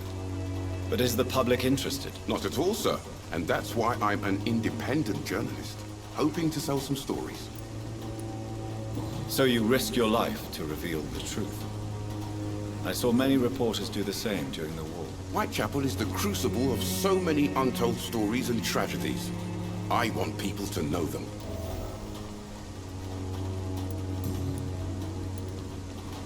Christina Popper claims she sells her body because she can't find any other work. Do you believe her? Of course I do.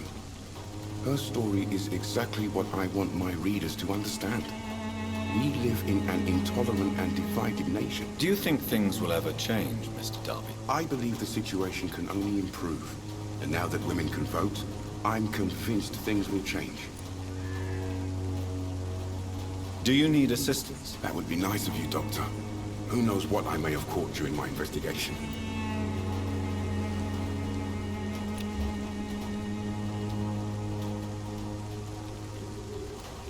If you persist in investigating the most pox-ridden boroughs of London, you must accept the risks. Thank you, sir.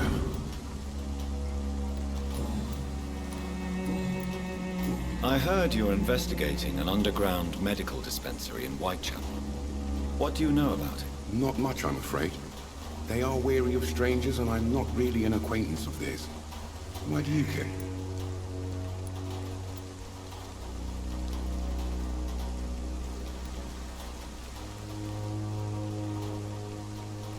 I'm a doctor, Mr. Darby. I care about everything involving public health and this epidemic. Are you sure you're not just concerned about the repercussions that a scandal involving a certain Nurse Crane from the Pembroke Hospital would bring? Without a doubt, you are a damn fine journalist, Mr. Darby. What do you know of her accomplice, a man named Darius? I don't know much about the man. He's very cautious, never goes out, doesn't seem to have any friends or family. He has no relatives at all? No. Except for that strange man, a poet named Richard Nethercott, who sometimes comes by. Darius would never let him in. Where can I find this Mr. Nethercott? He spends most of his time lurking around Whitechapel, talking to himself or declaring verses. These days, you can usually find him behind the church. He never goes out? No. A few days ago, he unexpectedly did. I followed him, but it was just a ruse to keep me away from his house. Really? How do you know? He went to the nearest mailbox, but just before posting his letter, he ripped it up and threw it away.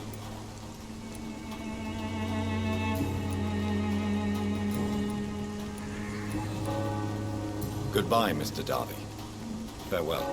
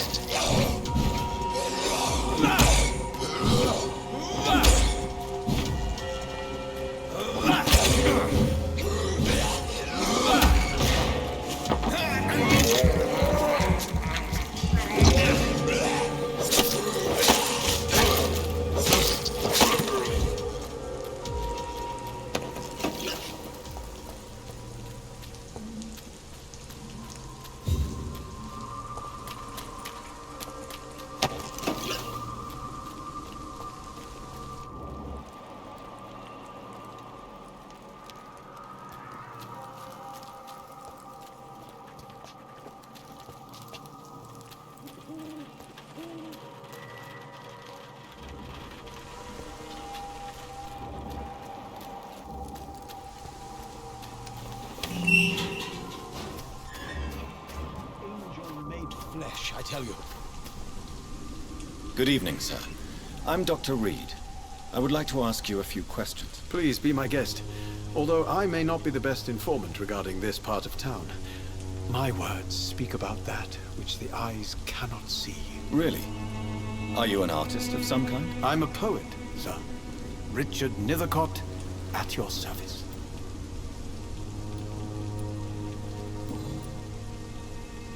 May I ask what you're doing at this hour of night, sir? Do you live here? Not at all. I'm just enjoying the pleasure of a quiet walk. Though night talks are always preferable, if you ask me. Especially with strangers. But are you not afraid of the epidemic? Oh, why should I? I see some equity in the Spanish flu. No flesh should be saved, say the scriptures. Good or evil, rich or poor, all are equal in the eyes of the flu. If you say so. But as a physician in a time of epidemic, I must caution you to avoid unnecessary exposure, sir. Thank you, Doctor. But we both know the seeker of truth has to go boldly where the weak dare not. What are your thoughts on the terrible situation in this city? Terrible, you say? No. Of course, the death of so many innocents is a tragedy. But the scourge has not been all bad for the city. Oh, no, sir. What are you talking about? Do you remember London before the flu?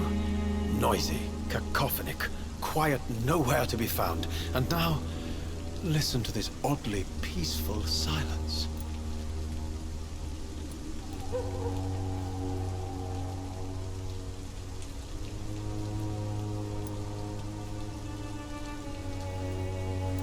My mother loved poetry. Perhaps your words would have touched her sensitive nature. I only see a dreadful disease. Most people fail to understand my perspective. I don't blame them. But how could I call myself a poet if I veiled my feelings? Are you aware that your life could be in danger in this part of town? But this is where I must be to feel the real beat of the city. I had to come, see it for myself, alone.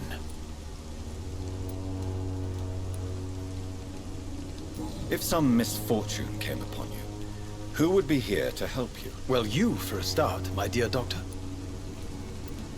I understand your need for solitude, but it's not safe around here. I don't care.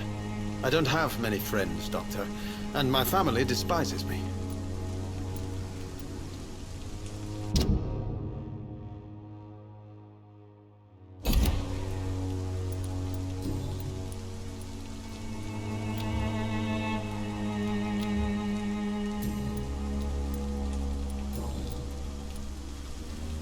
Tell me, Mr. Nethercott, why seek inspiration in Whitechapel?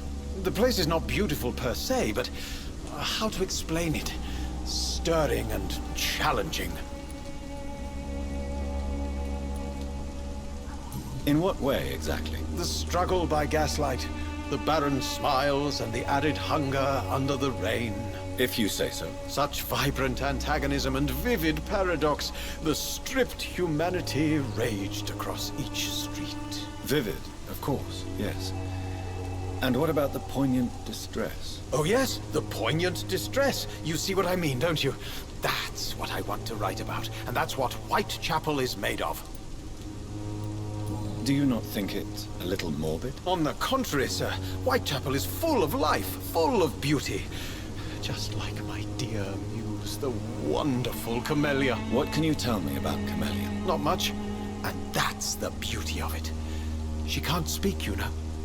She's a locked mystery who exhales kindness and sweetness.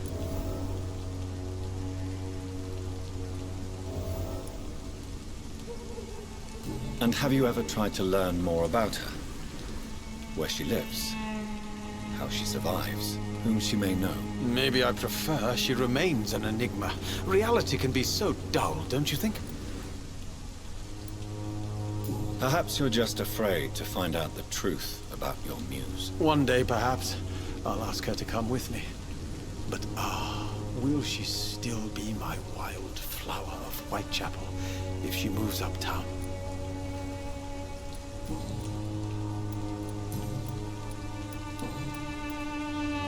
May I ask you a few questions about the district? Extraordinary part of town, is it not?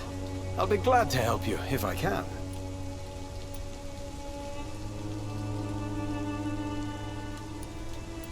I'm looking for Dorothy Crane, a nurse who lives in this vicinity. Dorothy Crane. Oh, I love the name. The Crane of Whitechapel. Sounds very mysterious. But, sorry, no, never heard of her.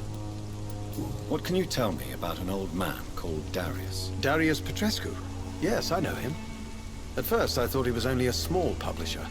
I invited him to publish my work, but his reaction was pretty clear. Not interested in your talent? Darius is an old political activist who takes delight in printing tracts and lampoons. Those communist activities only require mediocre writing skills.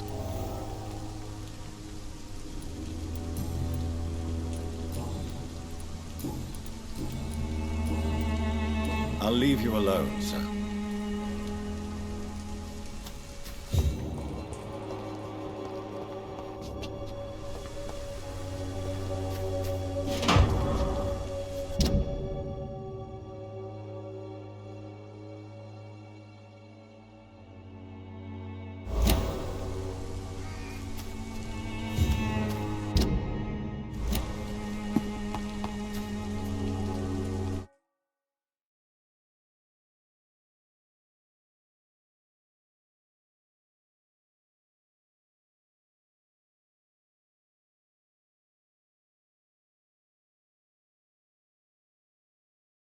Good evening, Mr. Nithercott. And good evening to you too, my good sir. Can I be of any help? You don't really make a living from your scribblings, do you, Richard? No, sir, I don't. I work so hard. I put all my time, my energy, my devotion into the precise carving of words.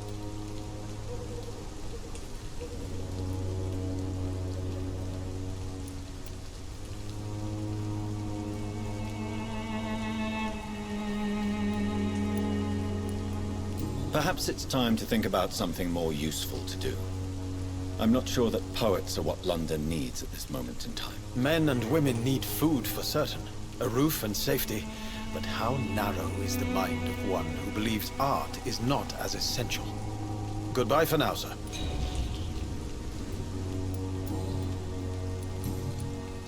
I'll leave you alone, sir.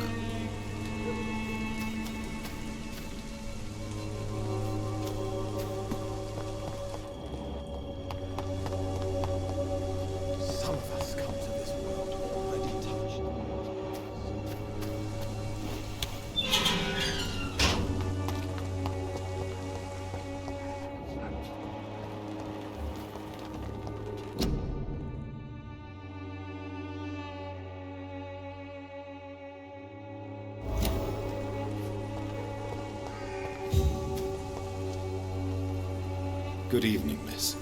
I'm Dr. Reed. I'd like to ask you a few questions. I know what you're thinking. A tall stranger who meets a girl in the street at night. It reeks of the penny dreadfuls. But I mean you no harm, truly.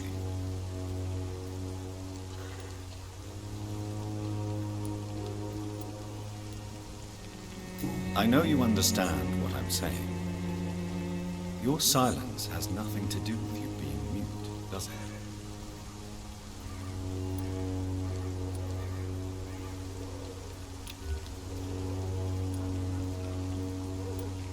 Tell me about Richard Nethercote.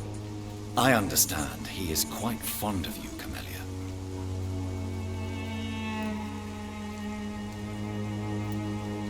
Camellia, I know you work for Dorothy Crane.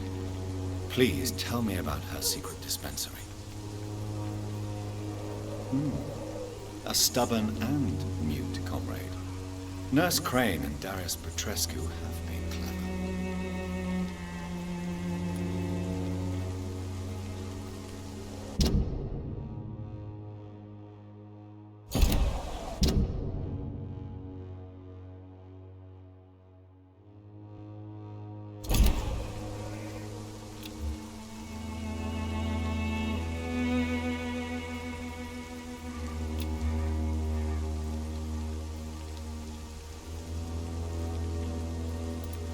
Very well.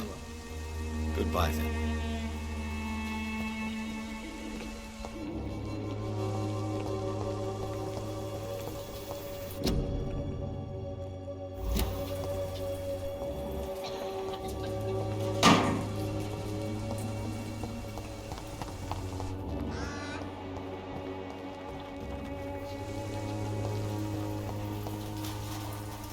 Hello again, miss.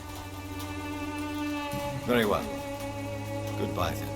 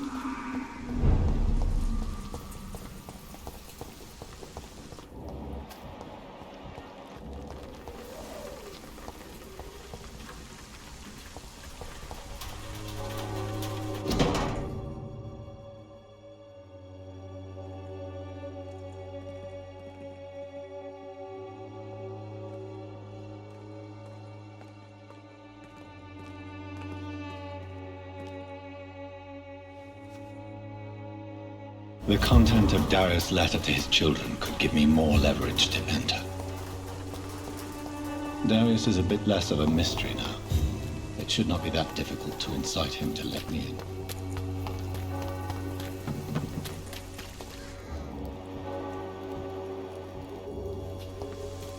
Pay me a glass and I'll be gentle. Pay me a box. Can't you just look the other way this week, Joe? Come on, we can sort it out, right? It's not my call, Mary. You paid one way or another. Please.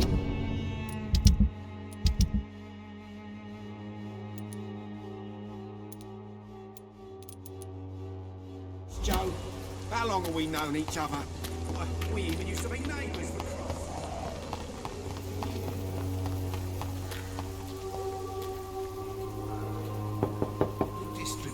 Mr. Petrescu, just 1 minute, please. You again. Go away.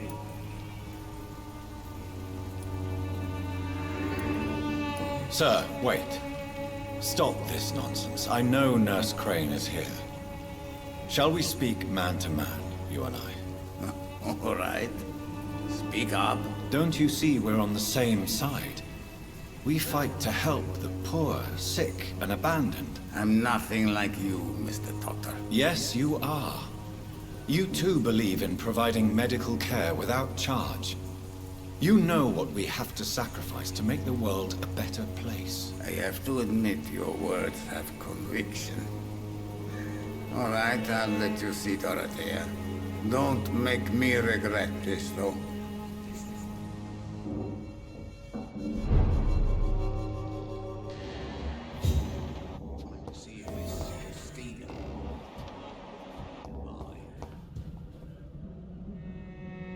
If you want to talk to Dorothea, you must go across the courtyard and take the stairs. We've not been formally introduced. May I ask your name and occupation, sir? I am Darius Petrescu, I'm here to keep snitches and spies away from Dorothea. And I also run this little print shop.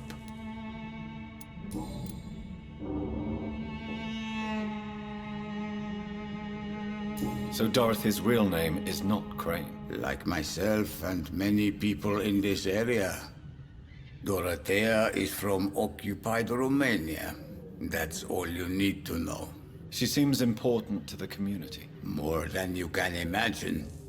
The West End does not want to hear of Whitechapel's misery. Dorothea is one of the few doing something about it.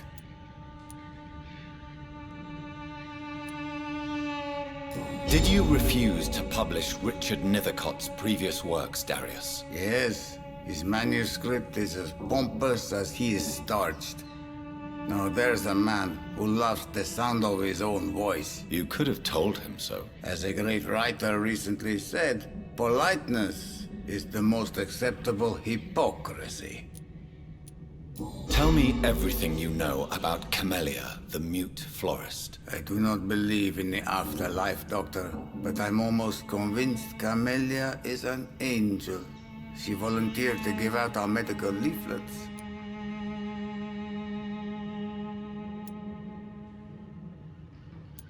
Who is she, really? Do you know where she's from? She's not from around here, that's all we know. Camellia is not even her name. It's her favorite flower. You say she has no close family? Well, there's that awful poet who constantly follows her around like a lost puppy. A good man for sure, but a very poor writer. Are you not worried for her safety? She is as brave as she is tough, and clever too. If only I had met her when I was younger. Are you in love with Camellia, Mr. Petrescu? Don't be stupid. If I had met her when I was younger, we could have won our revolution. Tell me... I do...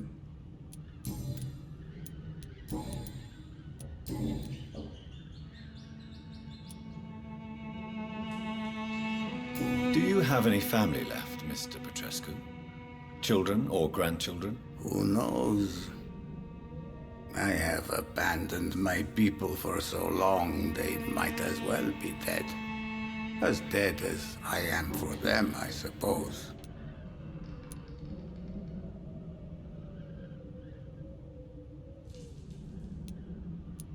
Don't be embarrassed, sir. If you must know, my own father disappeared many years ago, and I forgave him. It's quite awkward to talk about our families like this, but... Thank you, Dr. Reed. I appreciate your trust. This war won't last forever. Did you ever think of returning to your country now it's free? No. I have taught strength and determination to my sons and daughters. I'm an old, dying man who only has memories of better times to cherish. I know you fought for your country when it was occupied, Darius. Tell me more about it. I know my days are numbered, and I know I won't see my homeland again. But I fought for Romania all my life, and I will until my last breath. But Romania escaped the grasp of the Austro-Hungarian Empire. It's a free country again. It is not the country I fought for. My homeland is not appeased, Doctor. And I still see a dark future ahead for my people. How did you meet Nurse Crane, Darius? Why does she trust you? I'm her oldest friend in England. Dorothea and I share many ideas about this country and about the country we left. You mean occupied Romania, don't you? Even if not directly, I fought against your enemies. Really? Then perhaps you have more in common with Dorothea than meets the eye, Dr. Reed.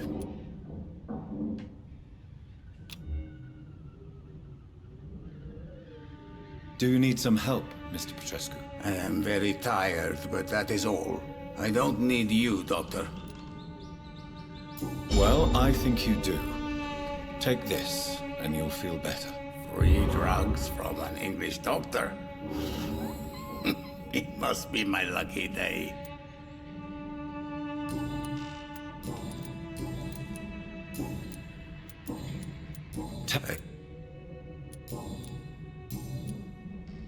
Goodbye, Mr. Petrescu.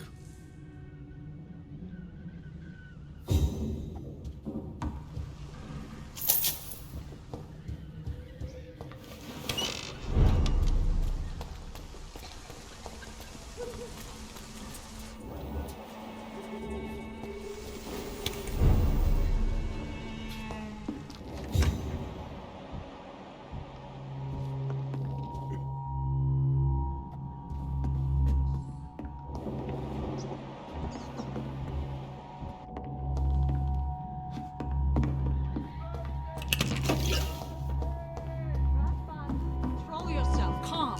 Calm. I need help.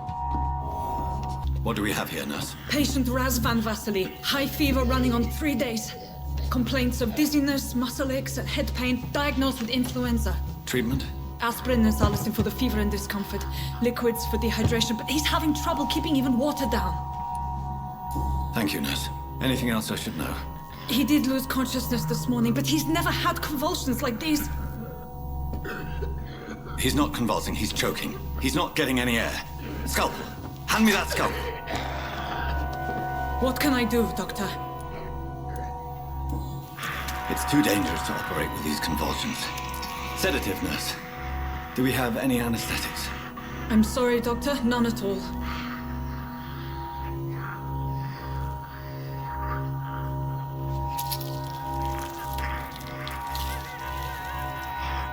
I need to perform a tracheostomy. Short pipe. That rubber tube will do. We're going to cut a passage for air through the neck. Yes, Doctor. He's breathing again, but he's coughing up blood. Internal hemorrhaging. I need to make another incision into the chest cavity to drain the fluids from the lung. Prepare another tube. A thoracostomy. Doctor, we've nothing to fight the infection. We need an aseptic environment.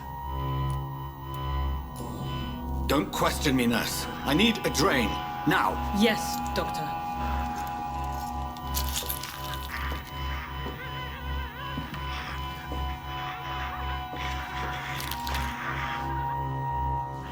He's still bleeding, Doctor. I'm losing his pulse. The drain must have punctured the intercostal artery. There's too much blood. Are you all right, Doctor? I can't see.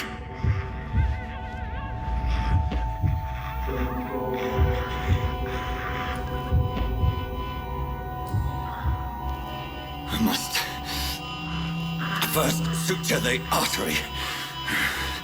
Find the wound.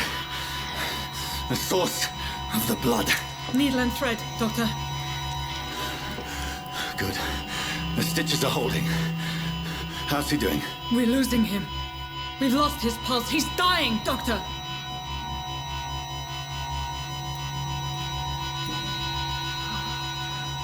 A dose of epinephrine, now. Yes, Doctor.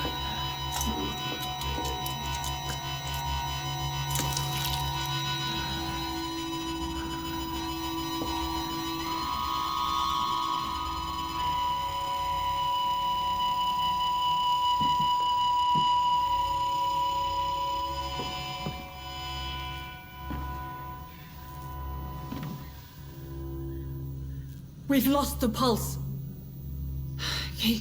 He's gone, Doctor. Nurse, we did everything we could. Truly? Everything you could. Is that how you'll report this in your log? Is this how the war went? Piling up one poor corpse beside the next? This was not an influenza-induced seizure. I've never seen symptoms like these on the continent. Neither have I. But the previous symptoms leading up to this attack were the same, indistinguishable from the epidemic. No. There was something more vile in these reactions. Something primitive. There have been numerous reports of mental breakdowns caused by the fever that accompanies the flu itself, Doctor. Yes, but... I'd best take some samples of the blood for analysis.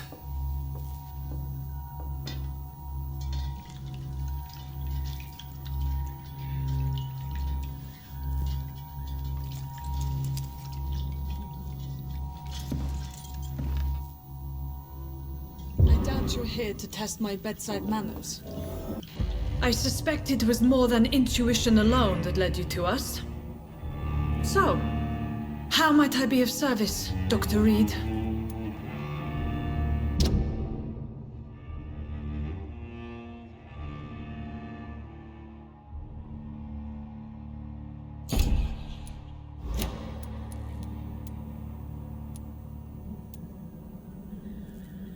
Your heart might be in the right place, but you can't carry on with this blackmail. For God's sake, Dorothy, it's extortion. It's a serious crime. Doctor, you think your warnings scare me? I've stolen and plied, blackmailed and lied, but what else am I to do? I'm all these people have. Dr. Swansea is a sensible and honest man. He wouldn't have refused your friend's care at Pembroke. It's easy for you to say, Doctor. These people cannot go to the police, nor to the hospital. They don't even speak English. They depend on me for everything. But why Lady Ashbury? Why her, of all people? She's pristine and proper, all right. But that she-wolf in sheep's clothing murders the poor for sport. I have her where she belongs, and I'll milk her for all she's got. So, the end justifies the means. Is that your defense?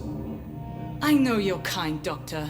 Just another fine-heeled, silver-spooned gentleman who was given the world on a platter. You know nothing of poverty. Nothing of the shame, the hunger, the loneliness.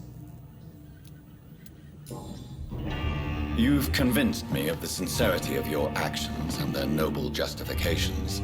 But all the same, blackmail is a crime, and it will stop, Nurse Crane. So, are you going to turn me over to the authorities?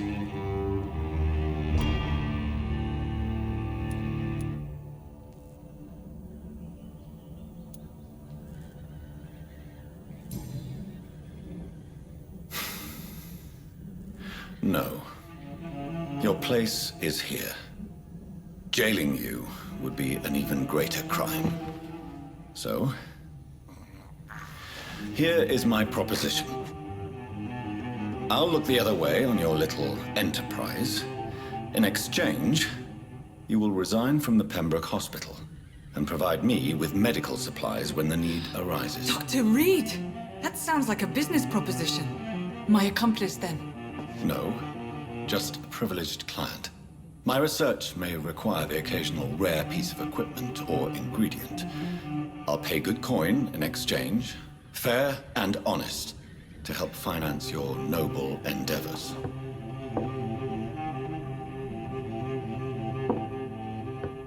We have ourselves a deal, Doctor. Good customers are always welcome. Yes, Nurse Crane. We have a deal.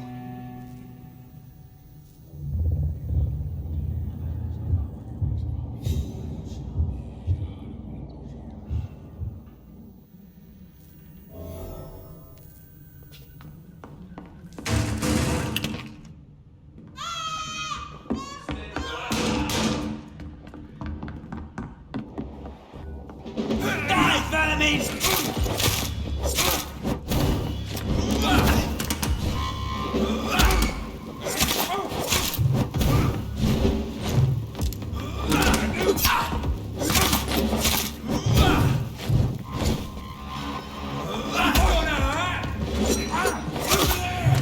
There's one of them vermin!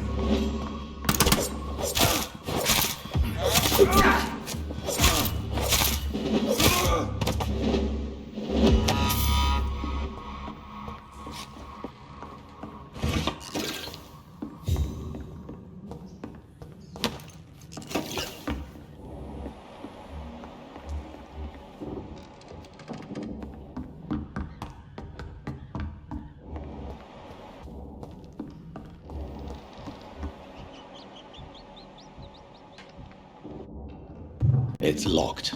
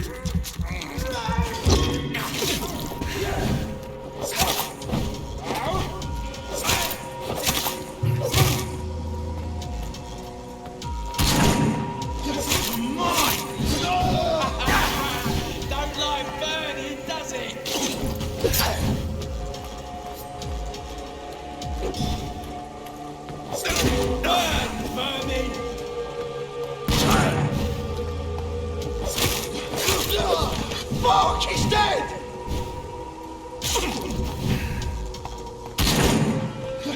Put an end to you!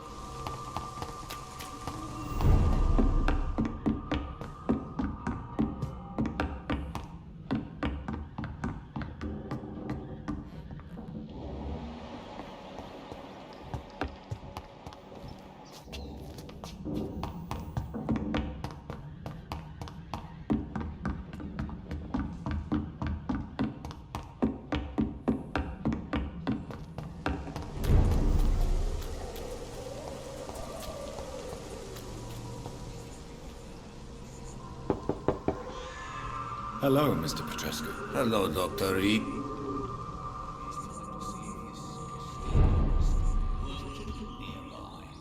Yes? Goodbye, Mr. Petrescu.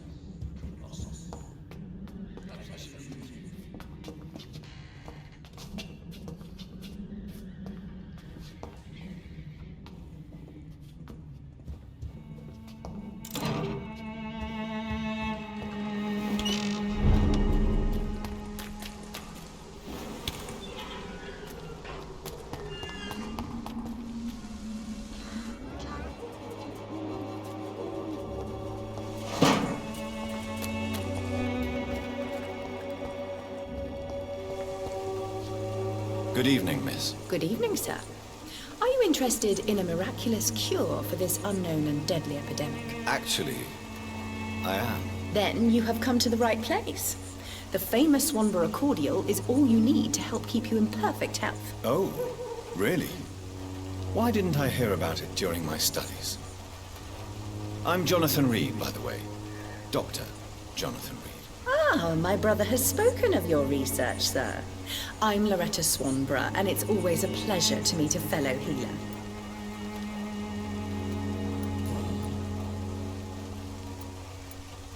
Tell me, who intrigues you most in Whitechapel? The region itself is something to see, but I would say Camellia the mute florist who gives away her flowers.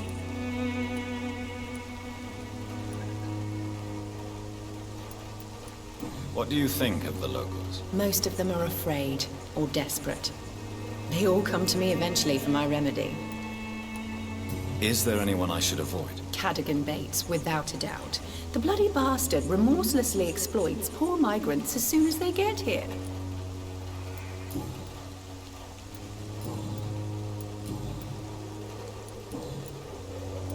I'd like to see what kind of medicine you're selling.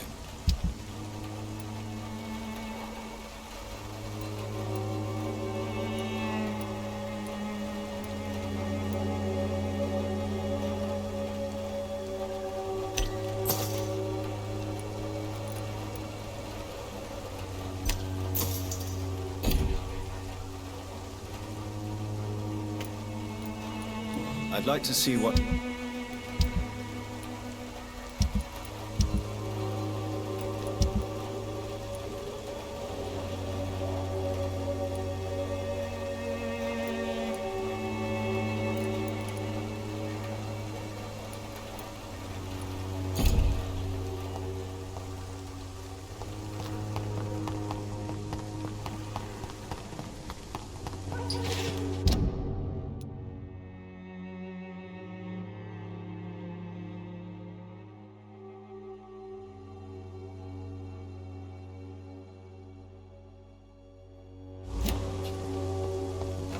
Saw a bloody jump. I won't end up another drunk arsehole littering the streets.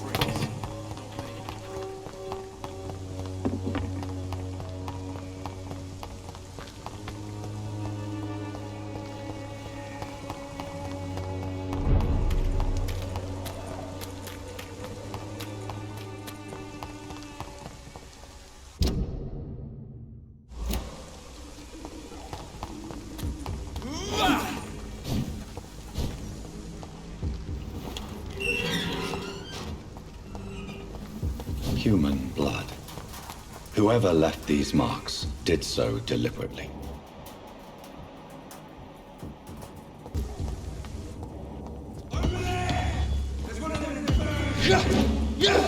Crush the leech, boys!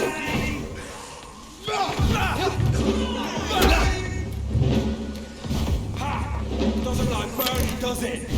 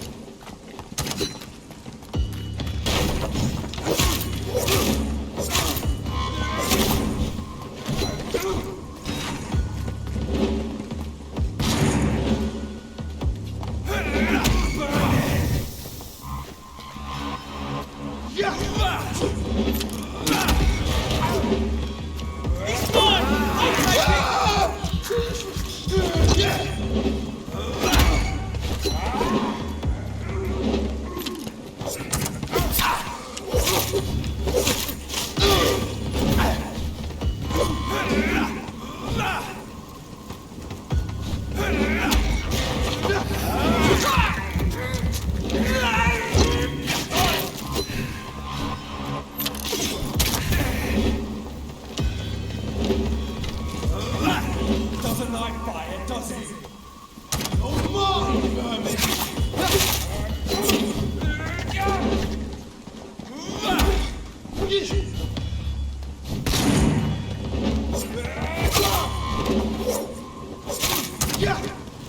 Burn it, boys! Roast it up,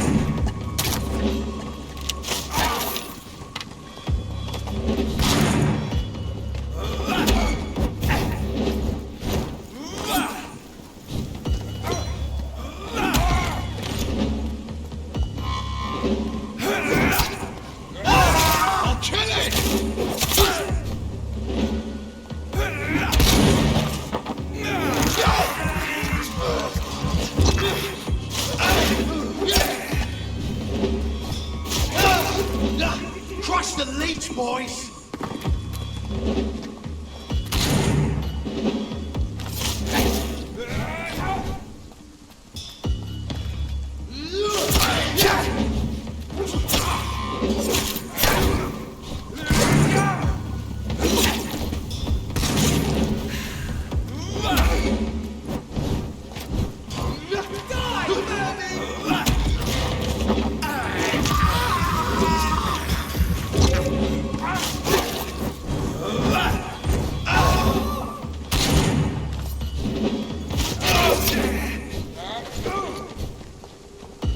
Burn it, boys!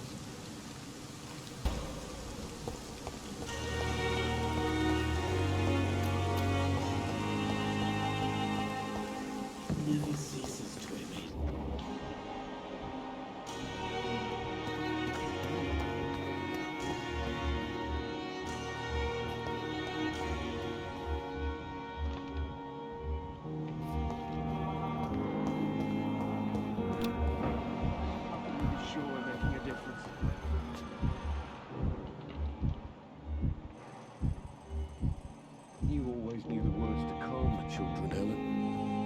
As for me, what a I'm all right.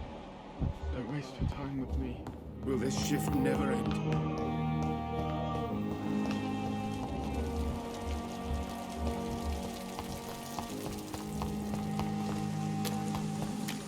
You're pushing yourself too hard. You don't have to bear the burdens.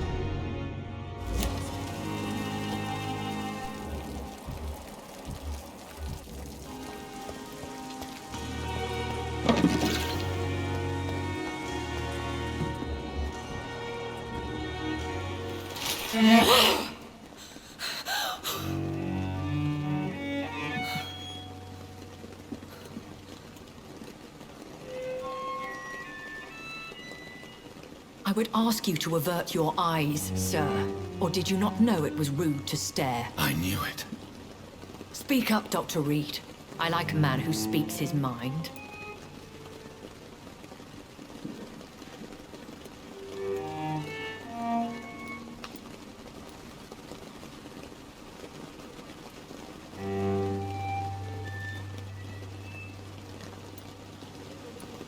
You killed him. He trusted you. And you killed him. Spare me your sarcasm, Jonathan. You are but newly born in this world.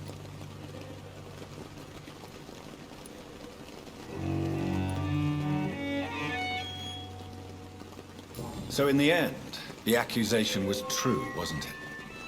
The situation is somewhat awkward nonetheless. I have not been observed sustaining myself for many decades. I have to say I'm a trifle embarrassed. Anyway, I have concluded my inquiries concerning your blackmailer. I see. Please excuse my agitated state. Under normal circumstances, I wouldn't let anyone see me in this condition. I must confess I have not put an end to the blackmail, my lady. Unfortunately, I could not bring myself to do it. I'm so disappointed in you, Jonathan. I didn't expect this from you. Lady Ashbury, you yourself admitted how ridiculous the sum of money was. I can assure you, it was all used for charitable ends. Well, you are full of surprises, aren't you, Jonathan? All right, say I trust you, but you will still pay the ransom. That is only fair. After all, it was you who failed to bring this problem to a satisfactory conclusion. I believe I could agree to that. And since a lady always keeps her promises, I will now answer any questions you may have.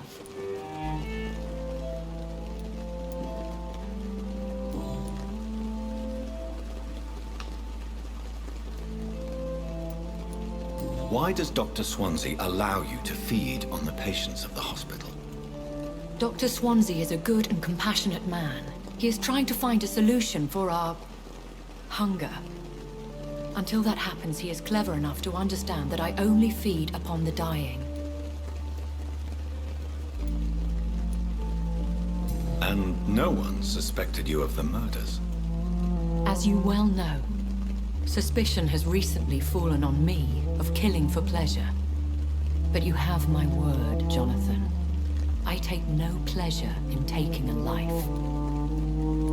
What do you know about this Brotherhood of St. Paul's Stole? The Brotherhood is well known amongst London vampire society. As long as our kind is discreet, and as long as they do not interfere, we have come to a mutual understanding. I know this is beyond the pale, but may I inquire your age? Really? And I thought you were gentlemen. If you must know, I'm 27. I've been 27 for a long time now, and 27 I shall remain.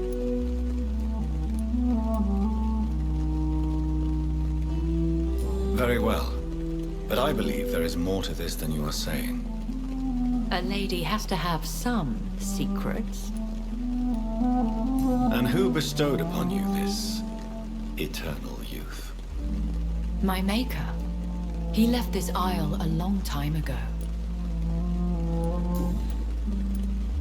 Why did you save me in the canning factory?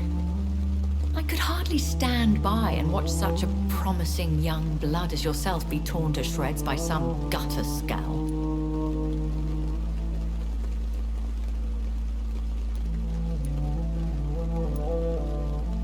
What type of vampire is a skull? Not a true vampire. The deformed offspring of lesser vampires. It is a shame these creatures run wild, slaves to their baser instincts. William Bishop wasn't the vampire that created me then? No, Jonathan. Whatever their strength and demeanor, Skulls are the progeny of careless vampires. It cannot be the other way round.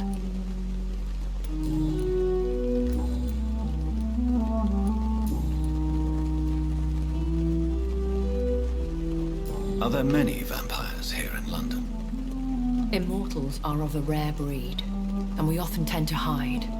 But you may occasionally meet some of us at night.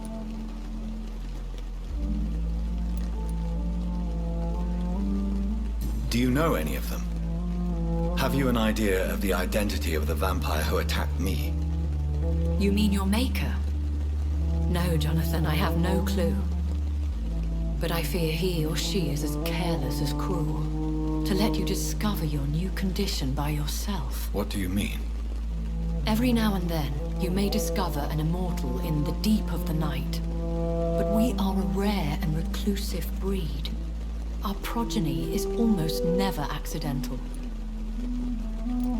Will they all be as affable as you, my lady? I do not see why not. But remember, even the shark smiles before he bites. That sounds like a lesson from experience. Vampire politics are as intricate and sometimes tedious as a game of chess in a gentleman's club. I've learned from experience it is best to decline to play. I've been away from London and England for 3 years. This isn't the city I remember. Things have gone from bad to worse here, Jonathan. I've lived in this city for a long time, and I've never seen it like this.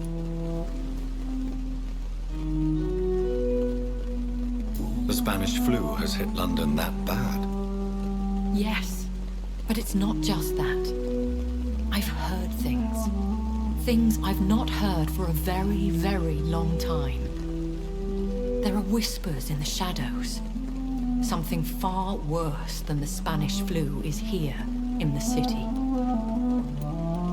What is it you fear? Fear has long since flown this form. But there is something malevolent circling us. I feel fear is merely waiting in the wings.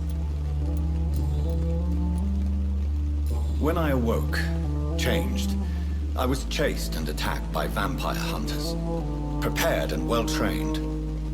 Though I can't be certain, more than likely it was the once glorious Guard of Priwen. Once glorious, but still dangerous. They have seen better days, but all fanatics are dangerous. You would be wise to stay clear. They are sworn to destroy our kind. You make them sound like some sort of cult. More a society. And like all the best ones, a secret society. I thought them almost gone, but it seemed they have been recruiting.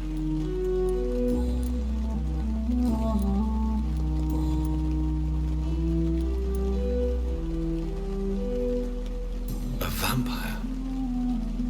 Is that what I am? What we are? Such a crude word, defined by penny dreadfuls and drunken hacks. No. You are now an Ekon, and that you shall remain. So we are Ekons. How can I identify us amongst other vampires? How to put it? All Ekon are vampires.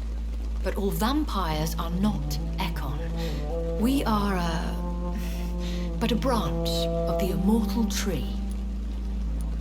Are you an Ekon too? Yes, I am. We are the closest thing to what man refers to as vampires. Forget what you think you know about us. I don't understand. Why was I created and then left for dead? That is a question only the one who made you can answer. It's not normal practice. I doubt even if you find him, he will answer you, considering how cruelly he treated you. I'd like to avoid creating another vampire by mistake anyway. Tell me, how is it done? The process is dangerous. It could even kill your potential progeny. If you did decide to sire an offspring, they must drink of your blood, Jonathan. So me being a vampire could have been a mistake. I very much doubt it, Jonathan. Contrary to the legends, it is not as simple to make another vampire by just biting someone. I've been hearing a voice talking in my head. Is this some kind of insanity? It feels like the voice of the vampire that created me. Hush. Tell no one this. It would be unwise to talk of such things amongst British immortals. Speak no more of your maker.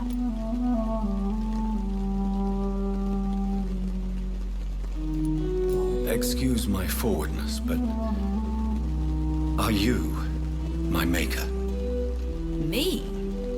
Goodness, no. Only a foolish immortal would create a progeny without taking precaution, and I'm no fool.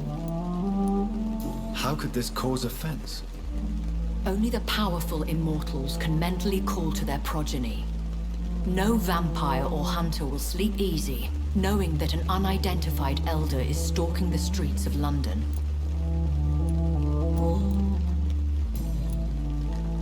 I bid you farewell, for now, my lady. I must quickly analyze the blood I took from Nurse Crane's patient. Just a dozen more.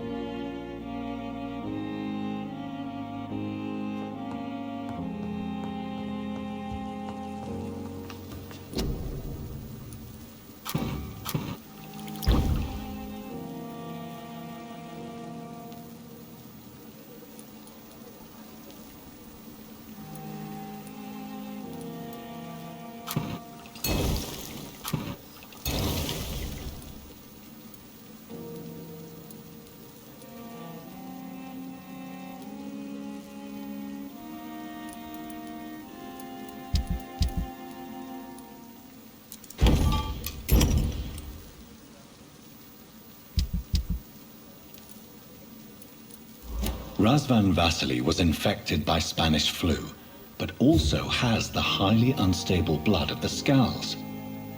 Is the London vampire epidemic transmitted through the flu? I should talk to Dr. Swansea about it.